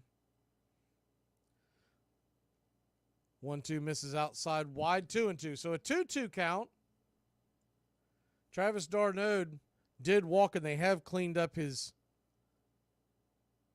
at-bat from earlier. Pitch on the way, caught looking, strike 3. So he's now officially 0 for 1 for the season. If you remember when he came up earlier, they had 0 for 1, but that out's going to be attributed to Sean Murphy because he started the at-bat. So 2 down, and that'll bring up Orlando Arcia. Arcia takes the first pitch down inside, 95 miles an hour, just misses the zone. It's 1-0. Orlando Arcia has had himself a day, 2 for 4 with the double. The 1-0 pitch. Down below the knees, 2-0. The 2-0. Orlando Arcia comes set. The pitch. Swing, and that ball is rattled down the left field line. It's going to get up against the wall. That's going to be at least 2 bases. It is a double, and it's a 2-out double for the Magic Kingdom, Orlando. Arcia with a 3-hit game in Philadelphia on opening day. Attaboy, Orlando getting some vengeance. I hope he's staring down Bryce Harper. Give him a good old-fashioned stare down as he rounds first. The first pitch on the way to Adam Duvall is just off the plate wide. Probably could have been called a strike in a 9-2 game in the 9th inning, but it's not. It's 1-0. The 1-0. Righty. Duvall 1 for 1 coming in for Kelenic. Pitch on the way. 94. Just kisses the black inside. It's 1-1. Braves 9, Philly 2. We'll be back at it tomorrow. These same 2 teams, 4:05 first pitch. We will have the 1-1 pitch right there at the knees. He did not get the call. Looked like he might have grabbed the zone. 2-1. This year for 2024, your Atlanta Braves will be right here on Braves Country Radio Monday through Saturday, every game, every post game. And the Sunday Fun Day chat. The 2-1 pitch swung on, grounded over towards third. Bohm backhands it, fires it over to first, and it's a 5-3 put out to end the inning. But your Atlanta Braves take a 9-2 lead into the bottom of the 9th inning on opening day to try to close this baby out. Hate your life and die on the job. Be a man. Once a year, there comes a chance for a fresh start. An opportunity to change oneself for the better, and that time is now. So I'm gonna go full throttle, and everyone around me is gonna hear about it. My name is Max, and I'm the most annoying person on January 1st. Oh, starting 2023 hungover? You do you. How were the bars at midnight? I wouldn't know, I wasn't even awake. Yes, the new year is about personal resolutions, but it's also about making other people feel bad. If people don't hear about my resolutions nonstop, what's the point? Everyone always said the gym would be packed on January 1st, but I was like the only one there. I guess it was 5 a.m. You know you really shouldn't be drinking that coffee. It's not good for you. Some might argue that making small, consistent changes over the course of the year would be more efficient than going 0 to 100 arbitrarily on January 1st, but I'll get more attention this way. Hey, do you have the time? No. Could you check your phone? I'm just doing 5 minutes of screen time a day, so everyone's gonna hate. I'll give it up on all of these by mid-February, but until then, strap in. I'm gonna go write my poem of the day. I started blasting. Bang! Bang! Well, I don't see so good, so I missed. Then they ran away. I ran after them. Okay. Bang! Try to shoot them in the back. But I don't run so good either. Anyway, you guys all think I'm a hero, and I'll accept that responsibility. I think maybe the biggest appeal of baseball is that it looks so simple, it looks so familiar, and in its outward dimensions, it is still almost exactly the same game that we played when we were kids, or that we first saw with our fathers when we sat in the stands. There is a continuity there that is very attractive to us because so many other institutions that we've known have disappeared or fallen into disarray. Our families, our cities, our politics. But baseball feels the same. It feels very much the same, and I think this is probably its prime attraction. Braves Country Radio, your home for the classic call of Braves Country Baseball.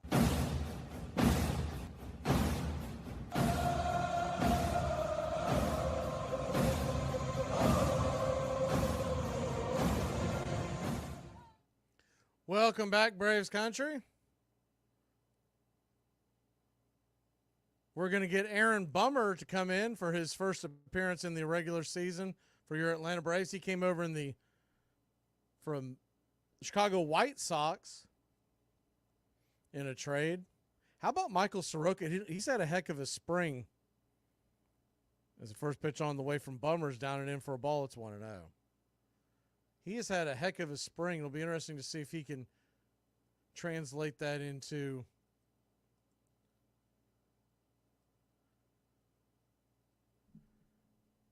the regular season. As the 1-0 misses inside 2-0.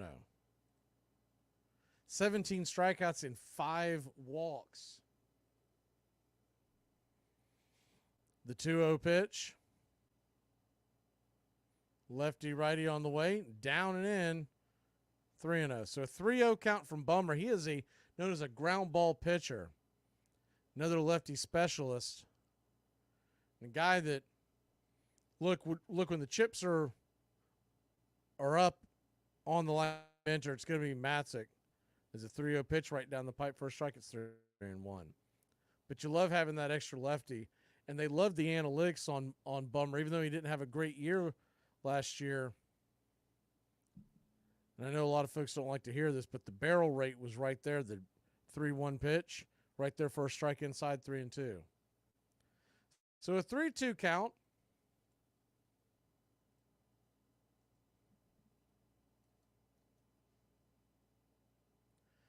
Pitch on the way down, did not get the call. Any chance he had of getting that last strike call went out the door when d'Arnaud dropped the ball. I don't think it was a strike, but it was a little closer. A little better chance of getting that going your way if he holds on to it. Nonetheless,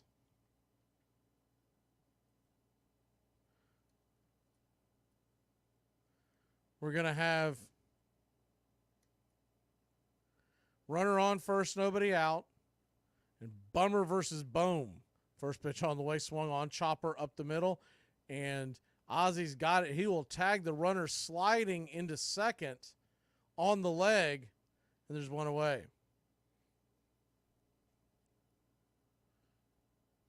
Real Muto slid very early. His momentum almost stopped him from even getting to the bag, but I thought Ozzy would just go over to first, but he took the out right there. It's kind of a weird hop because it was a high chopper and then about 4 rolls towards second. First pitch on the way to Bryson Stott is down and away for a ball. It's 1-0.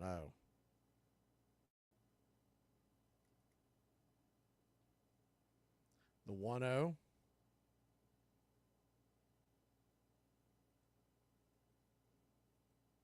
Pitch right there on the outer cut. 1-1. So a 1-1 count.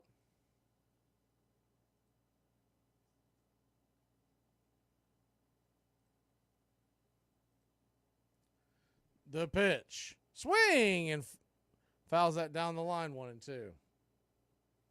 Braves 9, Philly 2, bottom of the 9th, 1 out, 1 on. Same two teams back at it.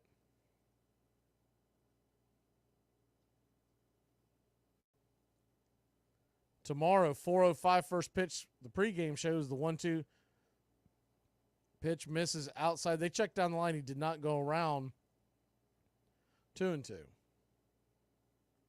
Max Fried versus Aaron Nola.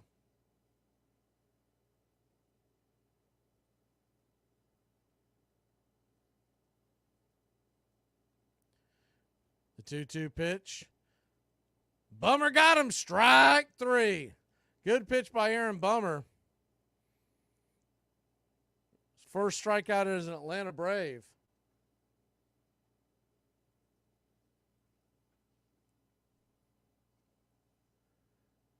The Phillies are down to their last out. That'll bring Castellanos to the plate. Castellanos takes the first pitch right there at the knees. It's 0-1. The 0-1. Runner on second. 2 outs as Bohm went there for defensive indifference. The 0-1's down and in, 1-1. So a 1-1 count.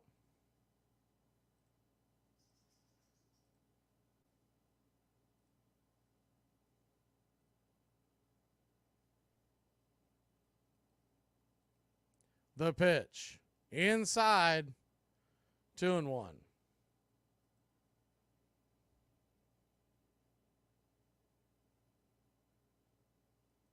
The 2-1. Lefty, righty, Castellanos. Digging in. Darno sets up outside. The pitch swung on. That ball's hit hard on the ground. It's going to get through the hole, and a run will score. Coming home to plate is Alec Boehm, and the Phillies have cut it to 9-3.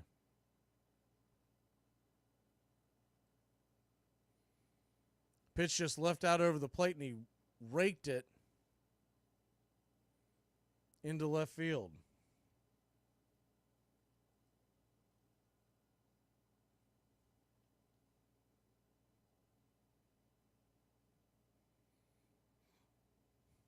So a lefty-lefty now with Marsh versus Bummer. Brandon Marsh back in the 5th inning hit a 2-run home run.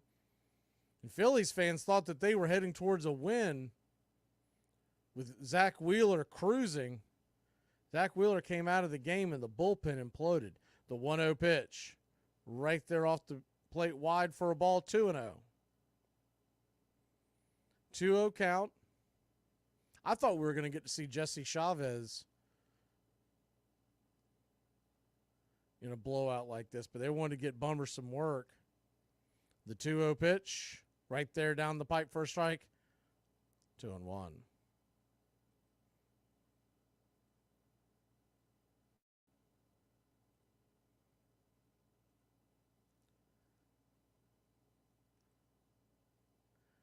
Braves 9, Phillies 3, the 2-1 pitch right there, called strike 2.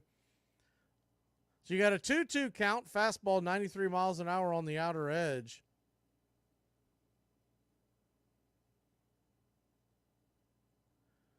Phillies down to their last strike. The pitch.